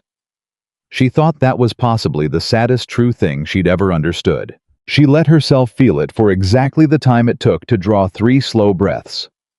Then she walked back into the gathering. She didn't see what started it. She was talking to Franklin Marsh's wife about something she would later be unable to remember when she heard the change in the room. Not an outcry, not anything dramatic, just the particular shift of attention that happened when something had occurred that everyone was starting to know about simultaneously. She looked up. Across the lawn, near the long table where Colonel Hargrove was standing, there was a cluster of people that had organized itself in the specific way. Clusters organized when something had just been said that nobody was sure how to respond to. At the center of it, Nathaniel. Beside him, his father. And between them, on the table, something that looked very much like a piece of correspondence. Eleanor moved, not running. Moving, with the specific directness of a woman who understood that time mattered. She got within earshot as Nathaniel's father said, in a voice that was tight with something she couldn't quite name. "Explain where this came from and what you intend to do about it." Nathaniel said very quietly, "Where did you get that?" "That is not the relevant question." "Where," Nathaniel said again, "did you get it?"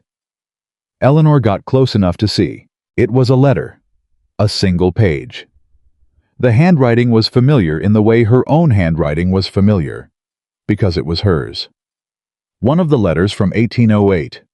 Someone had brought it here. Someone had put it on this table, in this gathering, in front of Nathaniel's father and Colonel Hargrove and 40 guests who were now all turning, slowly, with the inexorable gravitational pull of scandal, to see what would happen next. Eleanor stopped walking. Her mind went very clear. Completely, almost unnaturally clear. The way her mind went in moments that required clarity more than feeling. She thought, Victoria said she'd stop adding to it. She didn't say she could stop what was already moving. She thought, whoever brought this here tonight was already in motion before that conversation at the garden gate. She thought, this was not Victoria. She thought, then who? She looked around the cluster of faces. Franklin Marsh, Mrs. Hargrove, several county men she knew by name. Judith Hartley at the outer edge with an expression that was trying very hard to look surprised. And at the back, standing very still with a glass in her hand, and the specific expression of someone watching a plan execute and not being entirely sure now that it was the right plan. Clara Bateman. Clara, who had been told things, who repeated things without understanding their weight, who was not the source, Ruth had said that, but who was the instrument of a source who had understood that she would carry the thing further than she knew. Eleanor looked at Clara. Clara looked back at her. And Clara's expression did something complicated, something that looked, underneath the false surprise, like regret. Like a woman who had done something she'd been told wasn't serious and was now watching the consequences and understanding they were, in fact, very serious indeed. Someone had used Clara. Someone who'd understood exactly how far this particular letter would travel and exactly what it would do when it arrived. Eleanor had about 90 seconds, she estimated, before this moment hardened into a story. She crossed the remaining distance to the table. Nathaniel's father looked at her. She'd never been certain whether Robert Caldwell liked her or merely tolerated her, But what was in his face right now was not tolerance. It was the specific alarm of a man watching the ground move under his feet. "Miss Whitaker," he said. "Mr. Caldwell," she said. She looked at the letter on the table. Then she looked at Colonel Hargrove. "I apologize for the disruption at your gathering." Her voice was clear and unhurried. "That letter is mine. I wrote it. In 1808, when I was 20 years old and correspondence between young people was considerably less considered than it ought to have been." She turned slightly to address not just the table, but the wider cluster of guests who were near enough to hear. "There's nothing in it that I'm ashamed of.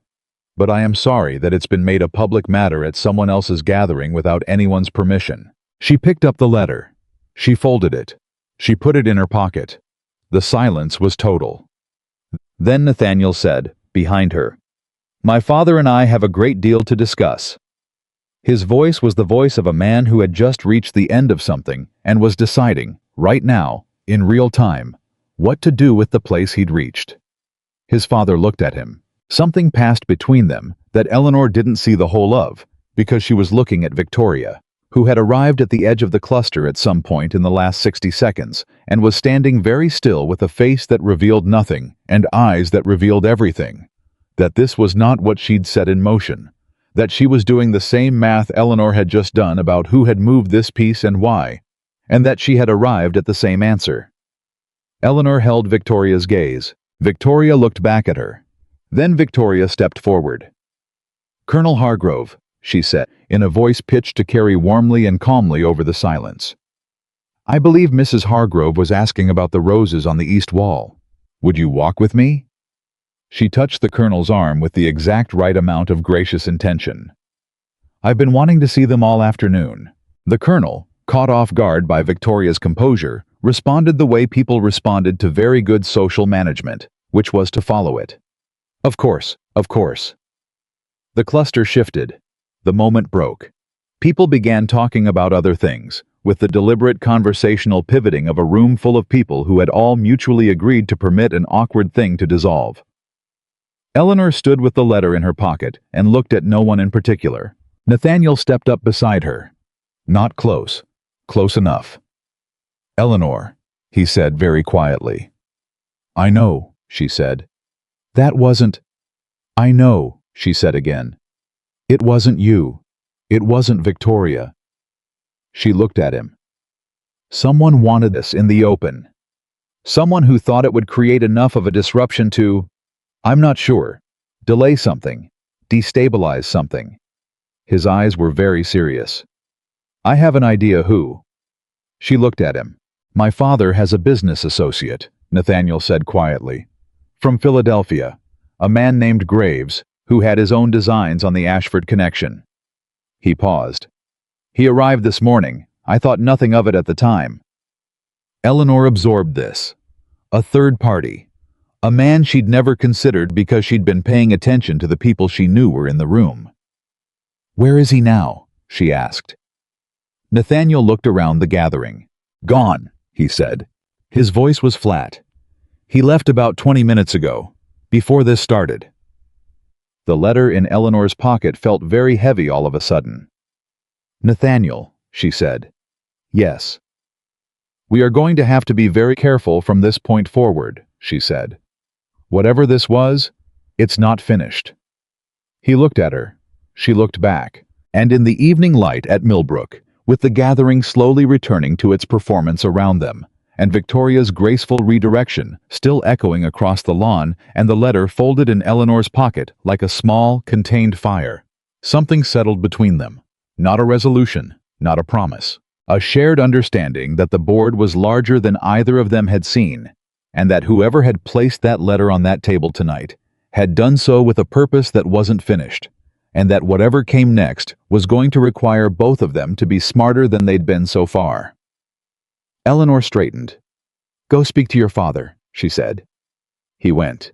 She stood alone for the moment in the evening air, and touched the pocket with the letter in it, and thought about a man named Graves who had come and gone like smoke and left behind exactly enough fire to change everything. She thought, this just became something else entirely. She was right. The name Graves sat in Eleanor's mind like a splinter she couldn't quite reach. She said nothing to her mother on the drive home from Millbrook. Her mother, who had watched the evening's events from a careful distance, and had the particular wisdom of a woman who understood when questions would cost more than silence, said nothing either. They rode through the dark Virginia roads, with the night insects loud around them, and the carriage swaying on the ruts, and Eleanor turned the name over in her mind, the way you turned over a stone to see what lived underneath it. Graves. From Philadelphia. A man with his own designs on the Ashford connection.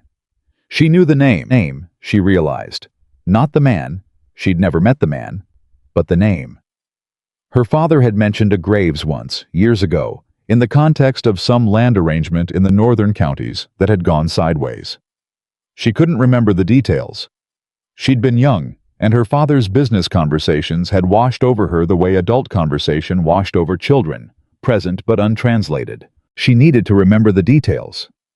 She went to her father's study when she got home. He'd been dead 4 years, but his papers were still there. Her mother hadn't had the heart to clear them, and Eleanor hadn't had the time, and the result was that the room still smelled faintly of him. Pipe tobacco and leather, and the particular smell of old correspondence. And his files were stacked in their original order, which was not quite alphabetical and not quite chronological, but some combination of the two that had made sense to him and to nobody else. She lit a candle and she went looking. She found it at midnight. Not much. A single letter, 4 years old, from a lawyer named Cotter, who had managed some of her father's affairs, referencing a transaction that had fallen through, land along the northern Albemarle line that had been purchased by a party named in the letter only as G, and subsequently transferred under circumstances that Cotter described as irregular and potentially actionable, though I would advise patience before pursuing the matter. Eleanor read it twice. She read it a third time. Her father had made a note in the margin, in his careful hand. 3 words, connected to Caldwell. She sat back. She looked at the candle. She thought, a man who had irregular dealings with Whitaker land, and who has a connection to the Caldwell estate, showed up at Millbrook, placed a letter on a table, and disappeared before it landed. She thought, that is not a coincidence, that is a sequence. She thought, what does he want? She folded the lawyer's letter and put it in her pocket alongside the letter from 1808, and she went to bed, and she did not sleep until nearly 3. She went to see Ruth Sinclair the next morning. Ruth received her in the sitting room with coffee and the look of a woman who had been expecting this visit. I need to know about a man named Graves, Eleanor said. From Philadelphia. He has some connection to the Caldwell estate, and I believe he also had dealings with my father's land that my father considered irregular. Ruth was quiet for a moment. Edmund Graves, she said. You know him. I know of him. My late husband had business in the same circles. Ruth set down her cup. Edmund Graves is a man who acquires things that other people are on the verge of losing. He has very good instincts for identifying when an estate is in difficulty, and he positions himself to be the solution, usually in a way that benefits him considerably more than it benefits the man in difficulty. Eleanor absorbed this. The Caldwell debt, she said. If Nathaniel Caldwell is in the kind of financial trouble people say he's in, Ruth said carefully, then Edmund Graves would know about it. He makes it his business to know. She looked at Eleanor steadily.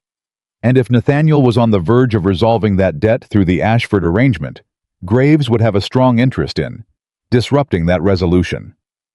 So the letter at Millbrook, Eleanor said slowly. It wasn't about me. I wasn't the point. You were the instrument, Ruth said.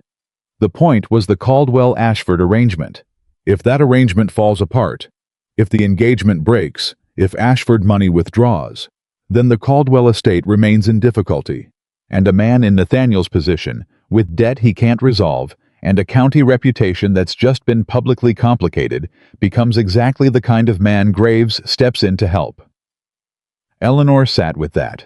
She thought about Nathaniel at the garden gate saying, I am very tired of only saying the safe thing. She thought about the 43 families on Caldwell land.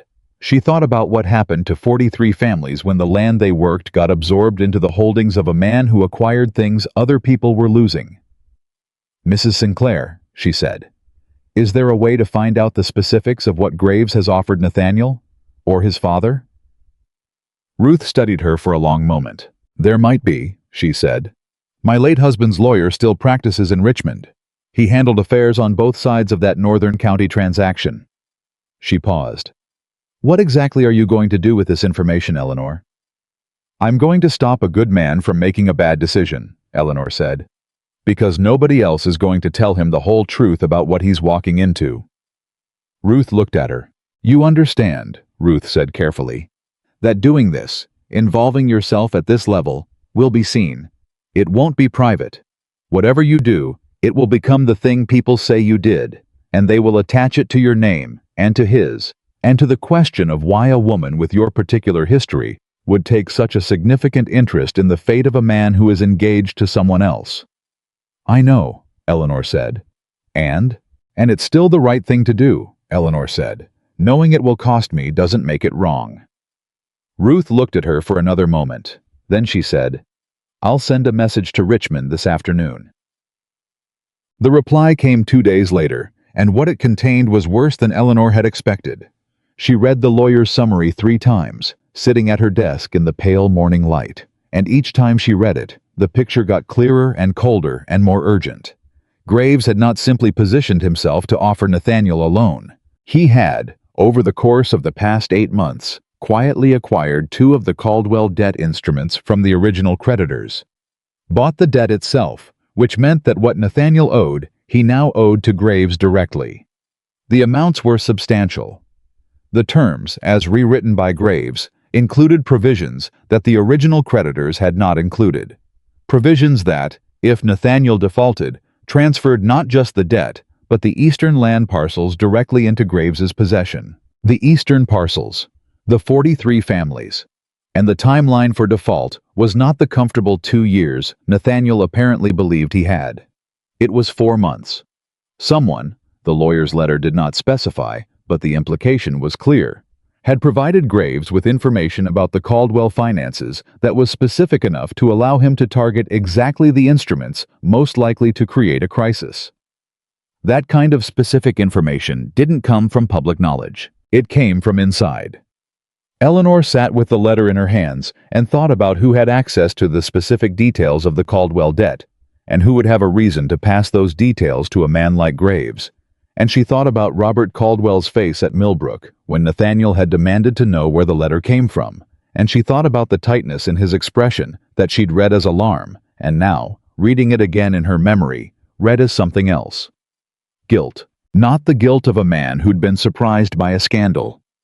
The guilt of a man who had made a decision he'd told himself was practical and was watching its consequences arrive. She stood up from her desk. She needed to talk to Nathaniel. Not through intermediaries, not with Ruth's careful management or Victoria's social machinery or any of the structures that had governed the past 3 weeks. Directly. She sent him a note. Short, specific, designed to communicate urgency without explaining why. I have information you need to hear, not at a social gathering. Somewhere private. Today, if possible. E.W. His reply came within the hour, which meant he'd been waiting for something, or was already worried. Whitaker Creek Bridge, 3 o'clock. I'll be there. N.C. She wrote out herself.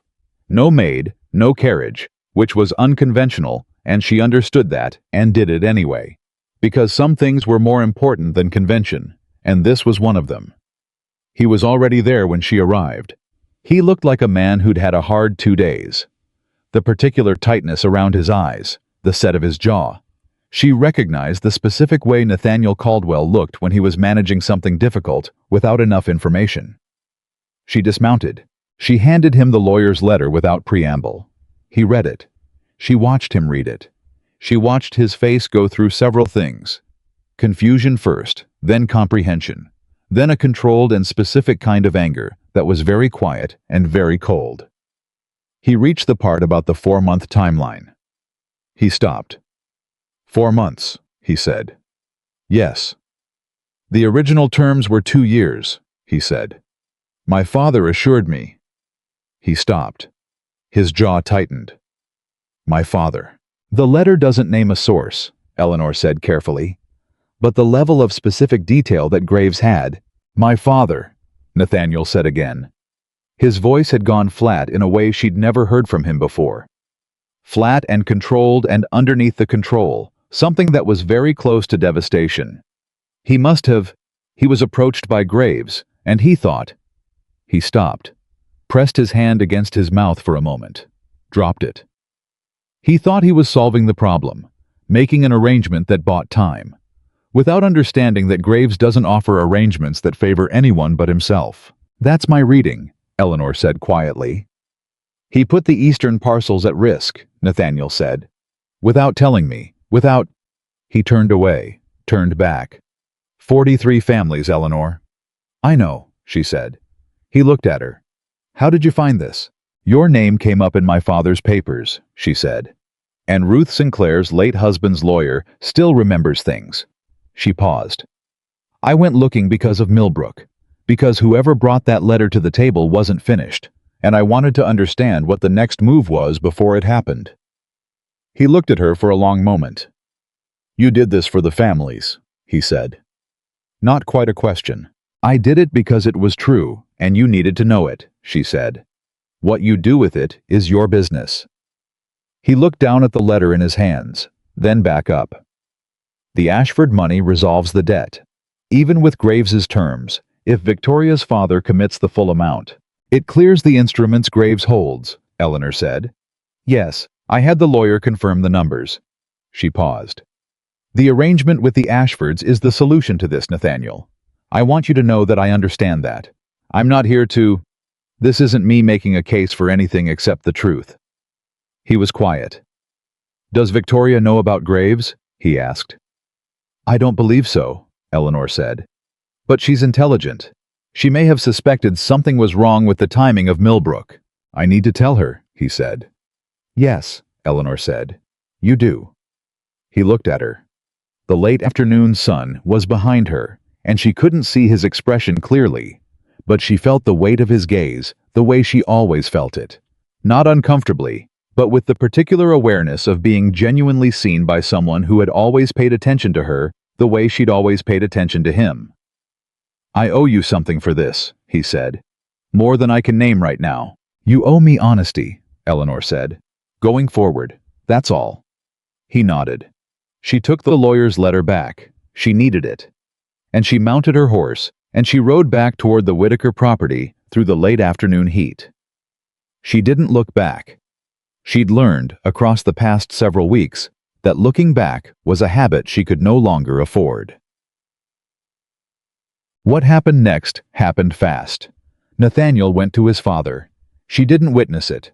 She heard about it from Ruth, who heard it from the Caldwell housekeeper's cousin, who had been in the adjacent room and heard raised voices for the first time in 30 years of Caldwell family life.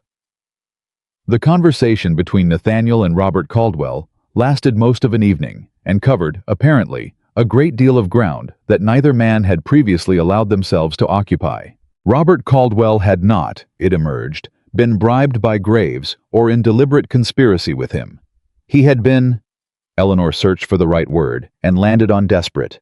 Desperate in the way of a man who had made his family's finances worse through his own decisions and could not find a way to tell his son the extent of the damage, and who had taken what Graves offered as a private solution without understanding that Graves's solutions always came with a hidden architecture. He had meant to fix it quietly. Before Nathaniel found out. Nathaniel was, apparently, not inclined to see this as a mitigation. But he was also, Eleanor noted, not the kind of man to let his anger destroy what still needed to be preserved. He went to Victoria the following morning. Eleanor didn't witness that either. She was at home, in her father's study, reviewing the rest of the papers in the file she'd opened 2 nights ago, because once she'd started looking, she'd found several other things that wanted looking at, and she was not someone who left things half-examined. She was reading when her mother appeared at the study door.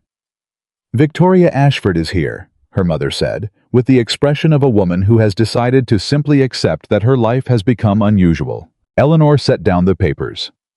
Victoria sat in the Whitaker front room. Their room, Eleanor thought. This was becoming their room. and she had the look of someone who had slept badly and was absolutely committed to not showing it. "He told me," Victoria said, when Eleanor sat down. "I assumed he would," Eleanor said. "He told me about Graves, about the debt instruments, about his father." Victoria looked at her hands, then back up. "He also told me that you found it, that you went looking." "Yes." "Why?" Victoria said. "Honestly, why did you do that?" Eleanor considered the question for a moment, not because she didn't know the answer, but because it deserved honesty, and honesty required precision. "Because 43 families depend on the Caldwell land," she said. "And because a man I know to be fundamentally decent was about to walk into something that would destroy what he'd committed his life to protecting, and nobody else was positioned to see it before it was too late." She paused. "And because what's right is what's right, regardless of what it costs me personally." Victoria looked at her for a long moment. "It's going to cost you something," Victoria said. "I know. People will say." "People will say whatever they decide to say," Eleanor said. "They usually do. I've found it's less exhausting to do the right thing and weather the conversation than to do the wrong thing and have nothing left to defend." Victoria was quiet. Then she said, "I've decided to speak to my father about committing the full amount, not as a negotiation, the original terms, unmodified by whatever Graves was attempting to create." She met Eleanor's eyes. "I want it clean. I want him to have the resources he needs without any of it belonging to Graves." "That's generous," Eleanor said. "It's practical," Victoria said. And then, more quietly, "It's also—" She stopped. "It's also what you do when you've decided to actually marry someone instead of just arrange a transaction. I'd like to know what the difference is between those two things." Eleanor looked at her. She thought about what it cost Victoria to say that. Not just the admission, but the decision behind it. The choice to want something real instead of settling for something functional. "That's a brave thing to decide," Eleanor said. "It doesn't feel brave," Victoria said. "It feels terrifying." "Most brave things do," Eleanor said. Victoria almost smiled. "Not quite." "There's one more thing," Victoria said. "Nathaniel wants to speak to you. He asked me to tell you." She held Eleanor's gaze with the directness that was her most consistent quality. "I want you to know that I'm all right with that. The conversation, whatever it is. I trust him to have it honestly. And I trust you to—" She paused. "I trust you." Eleanor looked at her. She felt something that she didn't have a clean word for. Not quite gratitude, not quite sorrow. Something in the space between them where the situation was too complicated for simple feeling. "Thank you," she said. Victoria nodded. She stood. She paused at the door. "Miss Whitaker," she said. "Yes." "When this is finished, when it's settled, I hope—" She stopped. Tried again. "I think in different circumstances we might have been friends." "I think so too," Eleanor said. Victoria left. Eleanor sat in the quiet room and thought about circumstances and what they were and what they cost and what they occasionally, very rarely, permitted. She met Nathaniel the next evening.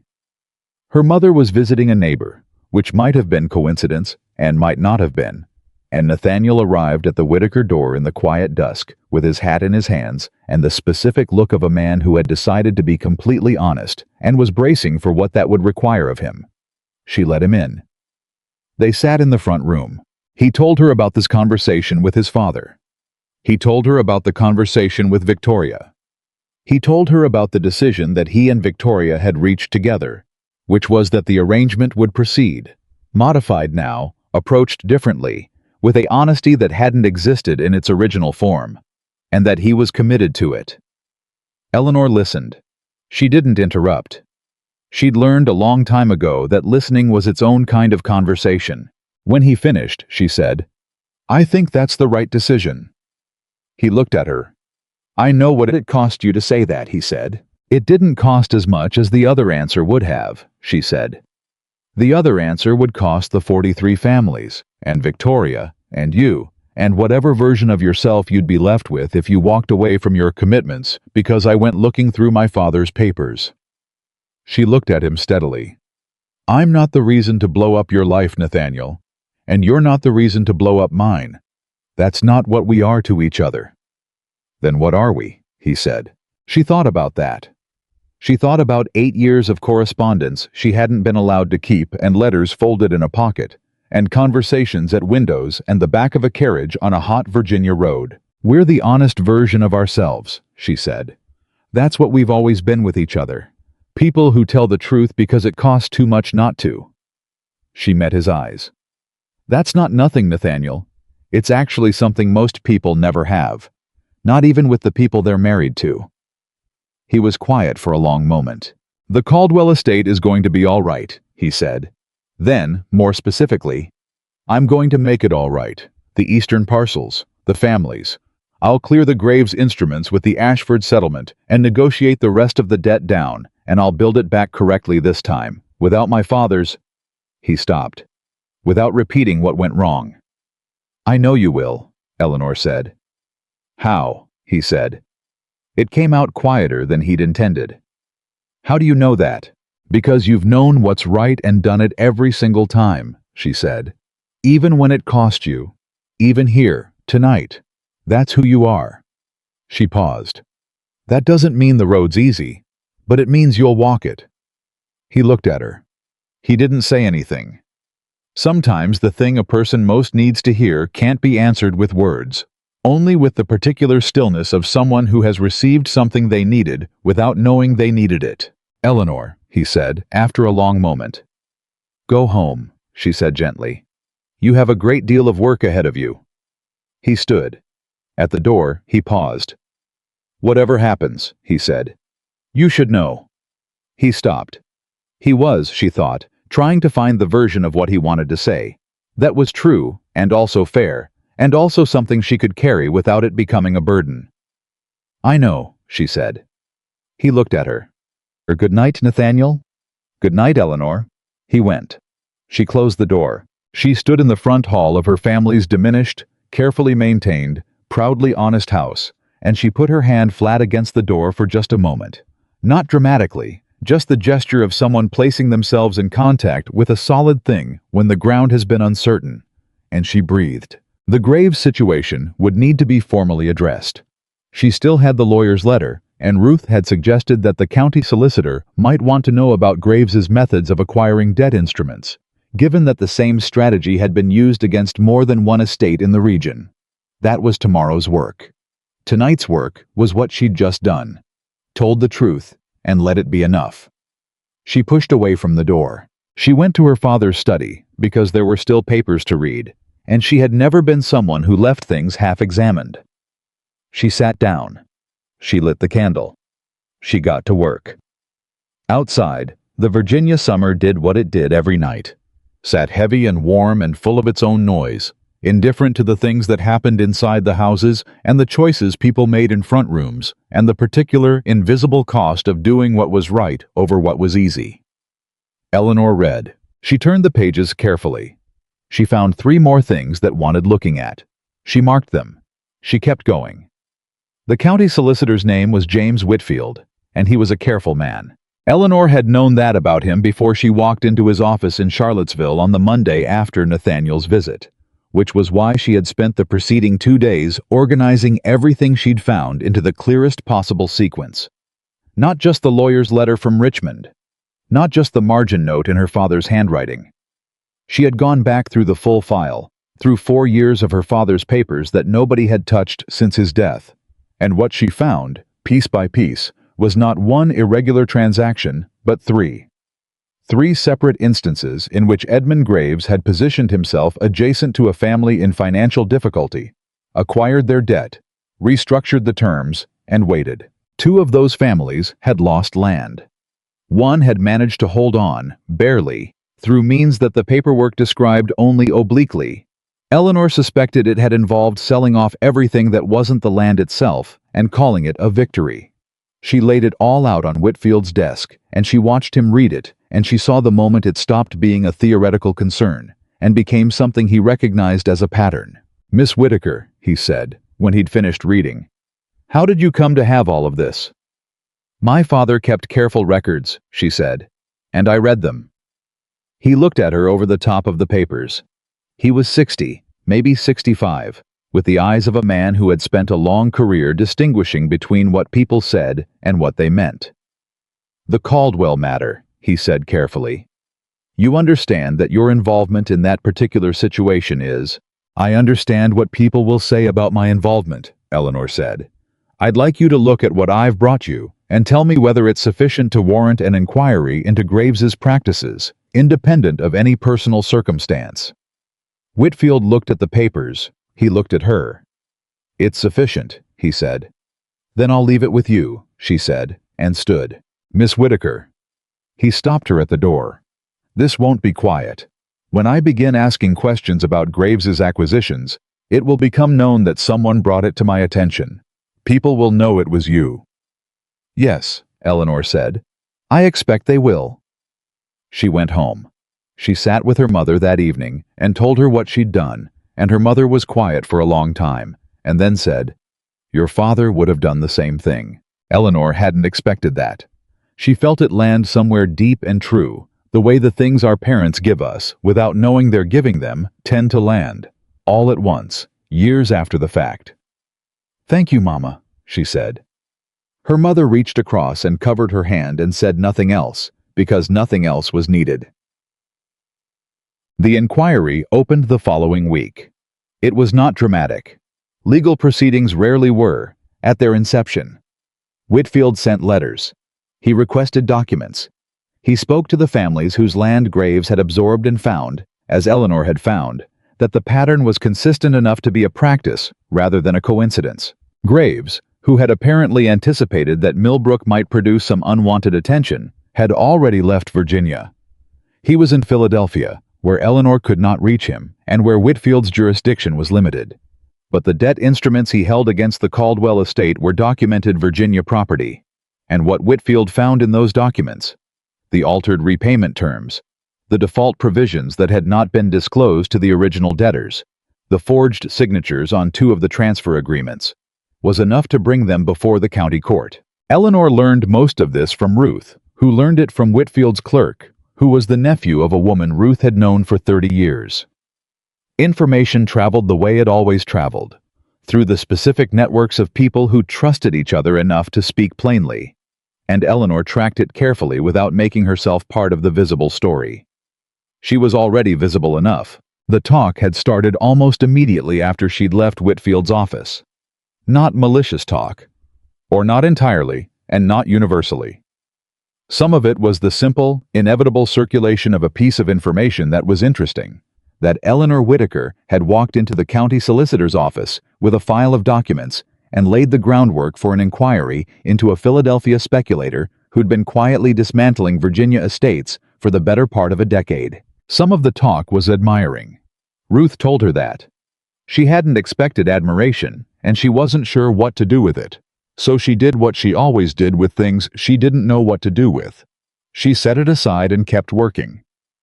Some of the talk was the other kind. Clara Bateman, who had spent the week since Millbrook in what Eleanor could only describe as a state of anxious penance, told her directly one morning outside the dry goods store.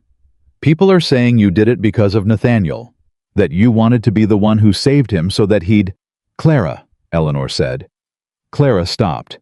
People say things, Eleanor said. They usually find a version of events that fits whatever they already believe. I can't control that. She looked at her steadily. Can you tell me something untrue that I did? Clara opened her mouth, closed it. No, she said quietly. Then let them talk, Eleanor said. It'll run out of fuel eventually. She walked on. She believed that, mostly.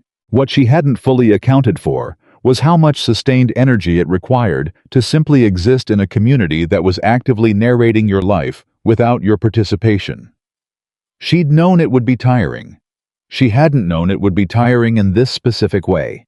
Not dramatic, not acute, just the low continuous cost of being a woman who had done something consequential and was now required to be very careful about how she occupied the space that consequence had created. She occupied it as quietly as she could. She kept her head up. She attended the gatherings she'd been invited to. She was pleasant and unremarkable, and she let her actions speak in the register they spoke in, clearly, slowly, over time, rather than trying to manage the conversation about them. Her mother, who had been frightened and was now something closer to fiercely proud, helped in the way she could, which was to be present in the social spaces Eleanor occupied, and to hold herself with the particular dignity of a woman who knew her daughter had done the right thing and would wait out anyone who disagreed. It was, Eleanor thought, the most her mother had stood up since her father died. She found, to her surprise, that she was grateful for the fight. Not for the cost of it. The cost was real, and she didn't romanticize it. But for what it had clarified. The past month had stripped away a great deal of the noise that had accumulated around her understanding of herself, and left something quieter and more accurate underneath. She knew what she was capable of. She knew what she valued. She knew, with the kind of certainty that only comes from having been tested and not broken, that she was exactly who she'd believed herself to be. That was not nothing. That was, in fact, considerable. She was in her father's study, which had become, over the past weeks, her study, or at least the room where she did the thinking that mattered, when the letter arrived. It was from Richmond, from the lawyer who had assisted with the Graves inquiry. She read it once and put it down. She picked it up and read it again. Then she went to find her mother. The court proceeding happened on a Thursday in late September, when the summer had finally, grudgingly, begun to release its hold on Virginia, and the mornings had the first faint suggestion of something cooler to come. Eleanor attended with Ruth Sinclair and her mother, which was precisely the configuration she'd chosen. Not alone, which would have been conspicuous in one direction, and not with any of the Caldwell family, which would have been conspicuous in another. Ruth's presence gave it the weight of established social witness. Her mother's presence gave it the weight of family. Together they communicated something Eleanor couldn't have communicated alone.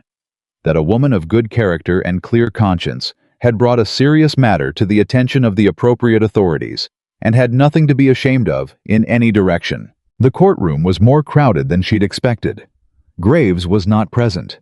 He'd sent a lawyer from Philadelphia who had the look of a man being paid to manage a situation rather than to contest one. Measured, careful, primarily interested in limiting damage rather than winning anything. The debt instruments were presented. The forged transfer signatures were presented. The pattern across 3 estates was presented. Whitfield, who turned out to be considerably more tenacious in formal proceedings than his careful manner suggested, walked the court through each document with the methodical patience of a man who had spent 40 years making sure people understood exactly what they were looking at. Eleanor sat and listened and kept her hands folded in her lap. She did not look at Nathaniel, who was 2 rows ahead of her with his solicitor and his father, who had aged visibly in the past several weeks, and who sat with the particular diminished quality of a man who had been confronted with the consequences of his own decisions and was in the long process of accepting them. She did not look at Nathaniel, except once, when the forged signatures were introduced, and there was a murmur in the room, and he turned slightly, not all the way, just enough to know where she was. She was there. He turned back. The ruling came in the afternoon. The Graves debt instruments, 2 of the 3, were voided on grounds of fraudulent alteration of terms. The third was referred to the Philadelphia courts for separate proceeding. The Eastern Caldwell parcels were confirmed clear. The room exhaled. Eleanor exhaled. She did it quietly, with her hands still folded in her lap, because the relief she felt was not hers to perform publicly. It belonged to 43 families on Caldwell land who would continue working the ground they'd worked for 20 years, and to a man who had tried to do the right thing and now had the footing to actually do it, and to the particular, unspectacular rightness of a correct outcome reached through honest means. Ruth pressed her arm. Her mother took her hand. That was enough. Nathaniel found her outside, as the crowd dispersed. He came through the group of people with the directness of a man who has stopped caring about how it looks and is focused only on where he's going. And Eleanor saw him coming and stood still and waited. He stopped in front of her. "It's done," he said. "Yes," she said. "Eleanor." He looked at her, fully, directly, with the unguarded quality she'd always associated with his most honest moments. "I know what this cost you. I know what you put on the table, and I know what people have been saying, and I know that you did it anyway." He stopped. "I don't have words for what that means." "You don't need to have words for it," she said. "It was the right thing to do. That's sufficient." "It's not sufficient," he said. "Not to me." She looked at him. "Nathaniel," she said carefully. "I'm not going to say something inappropriate," he said. Quiet. Certain. "I'm committed to Victoria, and that's real, and I'm not here to complicate things. He pressed his mouth together for a moment. "I needed you to know that I see it. All of it. What you are. What you did. I needed you to hear that from me directly, and not through any other version of it." Eleanor looked at this man she'd known for 15 years and loved for 8 of them and made peace with over the course of the longest summer of her life. She said, "I know you see it. You've always seen me clearly. That's the thing I valued most, if you want to know." She paused. "Take care of the land. Take care of the people on it. Take care of Victoria, who is better than either of us has fully recognized." He was quiet. "And Nathaniel," she said, "be happy. Not just responsible. Be actually happy. You've earned the right to want that." He looked at her for a long moment. "So have you," he said. She nodded. He tipped his hat, the old gesture, natural and unperformed, the way men had greeted women in this part of the world for a generation, and walked back through the crowd toward his solicitor. Eleanor stood and watched him go, and felt the particular sensation of something resolving. Not ending, because things rarely ended cleanly, but settling, the way a piece of ground settled after a long rain, firmer than before, and ready for what came next. She was 38 days from 28. She had her father's study, and her mother's gratitude, and Ruth Sinclair's respect, and the knowledge that she had done 3 genuinely difficult things in the past several weeks and had not broken under any of them. She thought, that is a foundation. She thought, build on it. The twist came 6 weeks later, and it came from the direction Eleanor had least expected. She was at the Richmond lawyer's office. Cotter, the man who had originally written to her father, going over the final documentation for the Graves matter, when he mentioned, almost as an aside, that there was an additional item he'd been meaning to raise. "To do with the northern Albemarle land," he said. "The parcel your father noted in his files." "The one Graves acquired," Eleanor said. "The one Graves attempted to acquire," Cotter said. He opened a file. "Your father disputed the transaction. Did you know that?" Eleanor went very still. "No," she said. "He filed a dispute in the spring before he died," Cotter said. "I was handling it. His death interrupted the proceeding, and I confess that in the difficulty that followed, and given that your family had other pressing concerns, I allowed it to lapse." He looked at her with the expression of a man who knows he should have done better. "I apologize for that. I should have come to you sooner." "What was the dispute about?" Eleanor asked. "The original transfer was fraudulent," Cotter said. "The same method Graves used with the Caldwell instruments. Forged documentation, altered terms. Your father had gathered evidence before he died." He slid a folder across the desk. "That land was never legitimately transferred, which means it never legitimately belonged to Graves." Eleanor looked at the folder. "Which means," she said slowly, "it still belongs to the Whitaker estate," Cotter said. "Yes, if the court agrees with the documentation your father assembled, and given what's already been established in the Caldwell proceeding, I believe they will. The northern Albemarle parcel reverts to your family." Eleanor sat in Cotter's office in Richmond, with the folder in her hands, and thought about her father sitting at his desk 4 years ago, making notes in his careful hand, building a case that he hadn't lived to see through. "Connected to Caldwell," he'd written. He'd been more right than he knew, and he'd tried to do something about it, and he'd run out of time. She hadn't run out of time. She thought, he left me the evidence because he trusted me to find it. She thought, I found it. She thought, oh, Papa. She pressed the folder flat on her knees and breathed carefully and did not cry in Cotter's office. which took more control than almost anything else she'd done in the past 3 months. "File the proceeding," she said, "as soon as possible." "Yes, Miss Whitaker," Cotter said. She told her mother that evening. Catherine Whitaker listened to all of it without interrupting, which was unusual, and when Eleanor finished, her mother sat very quietly for a moment and then said, "He knew. He knew it was there," Eleanor said. "He just didn't finish it." "He didn't need to," her mother said. "He knew you would." Eleanor looked at her. "I used to say that," Catherine said, "when you were young, that you'd be the one to see things through, that you saw more clearly than anyone he knew and were too stubborn to look away." She paused. He meant it as the highest possible compliment. Eleanor felt something move through her that she didn't try to name. "The land," her mother said. "What does it mean, practically?" "It means we're not dependent on a single bad season," Eleanor said. "We're not one drought away from having nothing left to sell." She looked at her mother. "It means the Whitaker name has something to stand on besides its own dignity." Her mother was quiet for a long moment. "Your father would be so proud of you," she said. Eleanor looked at her hands. "I know," she said. "I've been trying to deserve it." The Northern Albemarle proceeding was filed in October and settled by December, which was fast by any legal standard. Ruth said it was the fastest she'd seen Charlottesville's courts move since the Pendleton land dispute of 1809, which had involved a sitting judge and a great deal of urgent motivation on everyone's part. The Graves matter, still unfolding in Philadelphia, apparently produced additional documentation that supported Eleanor's claim, and the court ruled in her favor on a Tuesday morning, while Eleanor was at home reading and did not find out until Cotter's message arrived at noon. She sat with the letter for a long time. Then she went outside and walked the edge of her family's fields, the familiar ones, the ones she'd walked her whole life, and she thought about what it meant to have more than you'd expected, and whether that changed who you were or whether it only clarified who you'd always been.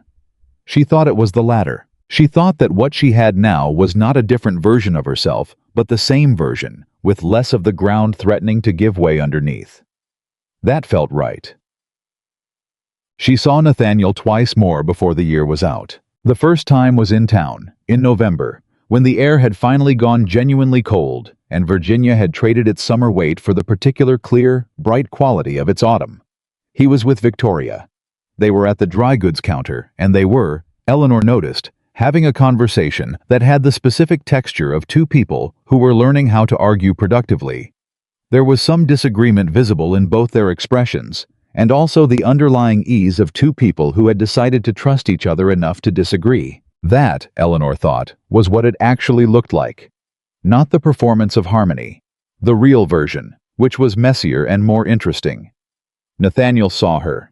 He nodded.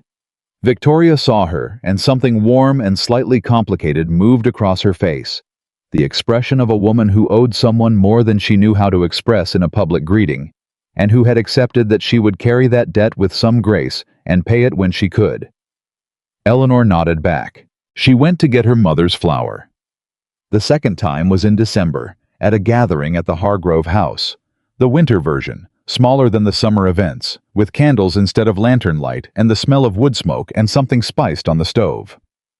Eleanor was speaking with Franklin Marsh's eldest son, who had returned from Richmond with new ideas about crop rotation that Eleanor found genuinely interesting, when Nathaniel appeared at her shoulder.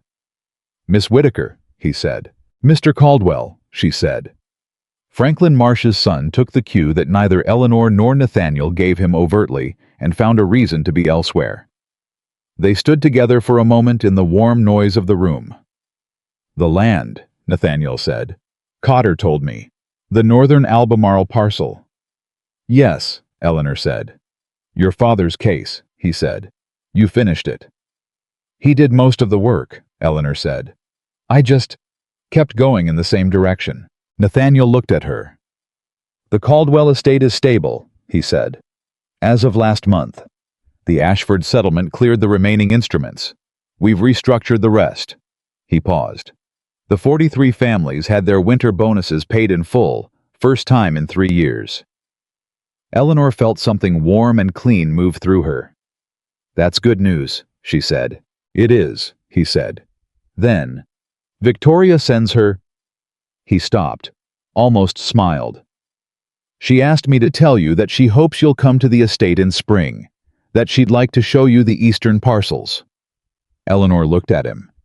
"She said that?" "She did." He met her eyes. "She means it. She's been trying to figure out how to be fair to what happened. She's serious about it." "Tell her yes," Eleanor said. "Tell her I'd like that." He nodded. I was about to move away when she said quietly, "Are you happy, Nathaniel?" He stopped. He considered the question in the particular way he considered things he took seriously, which was fully and without rushing. "I'm working on it," he said. "I think that might be the honest answer. I'm better than I was. I'm more honest than I was. Victoria—" He paused. "She doesn't let me hide from things. I find that is both difficult and exactly what I needed." "That sounds right," Eleanor said. "It is," he said. And then, very quietly, "Are you?"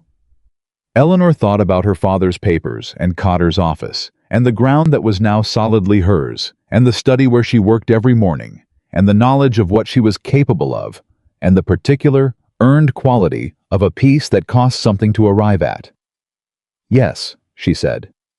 "I think I am." He looked at her. She looked back, and there was something in that exchange. Not a goodbye, not a conclusion, but a recognition. The recognition of two people who had been genuinely honest with each other over the course of a very difficult season, and had come out of it intact, each of them standing on ground that was better than the ground they'd started on. "Good," he said. "Good," she said. He walked back to his wife. Eleanor turned back to the room and found Franklin Marsh's son returning, apologetically, with his ideas about crop rotation, and she let herself be interested in them, which she genuinely was, and she stayed for another hour and spoke to people she liked, and some she merely respected, and she held herself with the particular ease of a woman who no longer needed to perform at ease because she had actually arrived at it. She drove home in the December cold, with her mother beside her, and the dark Virginia fields beyond the carriage window, and the particular quality of a night that felt, for the first time in a long time, like the beginning of something rather than the continuation of something difficult. The years that followed were not quiet years, exactly. Eleanor was not someone who tended toward quiet when there was work to be done. But they were good years. The northern Albemarle land was productive from the first full season, and became more so as Eleanor learned its rhythms and applied to it the same quality of attention she applied to everything she decided to care about.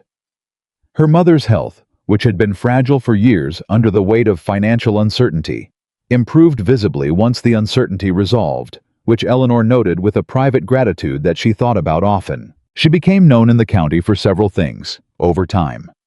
She was known for her directness, which some people found refreshing and others found alarming, and which she had decided, sometime in the autumn of 1815, was simply who she was, and not something she intended to apologize for. She was known for her involvement in the Graves matter, which was told and retold in the particular way important local stories were told, accurately in its essentials and creatively in its details, until it had taken on the quality of something slightly larger than what had actually happened, which Eleanor accepted as the price of having done something worth telling. She was known, eventually, for something else entirely. His name was Thomas Alcott. He was a lawyer from Richmond who had worked on the eastern side of the Graves proceeding, and who came to Charlottesville in the spring of 1816 on business related to the aftermath of that case, and found himself, through a set of circumstances that he later described as fortunate, and she later described as inevitable, at the same dinner table as Eleanor Whittaker. Howe was direct. He was curious. He had read everything available about the Graves matter before arriving in Charlottesville, because he was the kind of man who prepared, and he had formed, before he met her, a considerable respect for the intelligence and tenacity of the woman who had brought the original documentation to Whitfield's attention. Meeting her confirmed the respect and added something else. He did not fold a note. He did not pass messages through intermediaries. He asked her, at that first dinner, what she thought about the county's approach to land documentation, and she told him at length, and he listened with the genuine attention of a man who found what she was saying interesting rather than surprising. They had the same conversation, in various forms, many times after that. How was not Nathaniel? Eleanor didn't need him to be. He was Thomas, steadier in some ways and less searching in others, with his own history of difficult things carried quietly, and his own understanding of what it meant to do the right thing when the easier thing was available. He asked her to marry him in October of 1816, on a Tuesday afternoon, in her father's study, which had become her study, which she thought her father would have found both appropriate and amusing. She said yes. She said it clearly, and without hesitation, and with the particular certainty that only came from being completely sure of who you were when you said it. She saw Victoria at the Christmas gathering of 1817, the year after the wedding, with a child on her hip and Nathaniel's hand at her back, and they greeted each other with a warmth that had long since stopped being complicated and had become simply what it was. The warmth of two women who had been honest with each other at a moment when honesty was very expensive and had both come out of it better for it. "You look well," Victoria said. "So do you," Eleanor said, and meant it completely. "The eastern parcels are thriving," Victoria said. She shifted the child, who grabbed at her earring with the focused determination of someone who had found something interesting. "You should still come see them." "I will," Eleanor said. "In spring, I'll bring Thomas." Victoria smiled. The real smile, not the composed one, the one that reached her eyes. "Good." Nathaniel, beside her, caught Eleanor's eye over the top of Victoria's head. Nothing elaborate, just the look of a man who had done the work he'd set out to do and was standing in a life that was genuinely, honestly, his. Eleanor looked back. She nodded. He nodded. That was all. That was everything. That was the precise, sufficient, unperformable language of two people who had been true to each other in the ways that mattered and were now, each of them, completely where they were supposed to be. She turned back to her husband, who was explaining something about land documentation to Franklin Marsh, with the earnest specificity of a lawyer who had opinions, and she put her hand through his arm and let herself be fully present in the warmth of the room and the noise of the gathering and the life that was hers, built on the ground she'd cleared herself, with her own hands and her own honesty and her own refusal, ever, to be less than exactly who she was. The Virginia winter settled over everything outside, cold and clean and indifferent. Inside, the candles burned warm.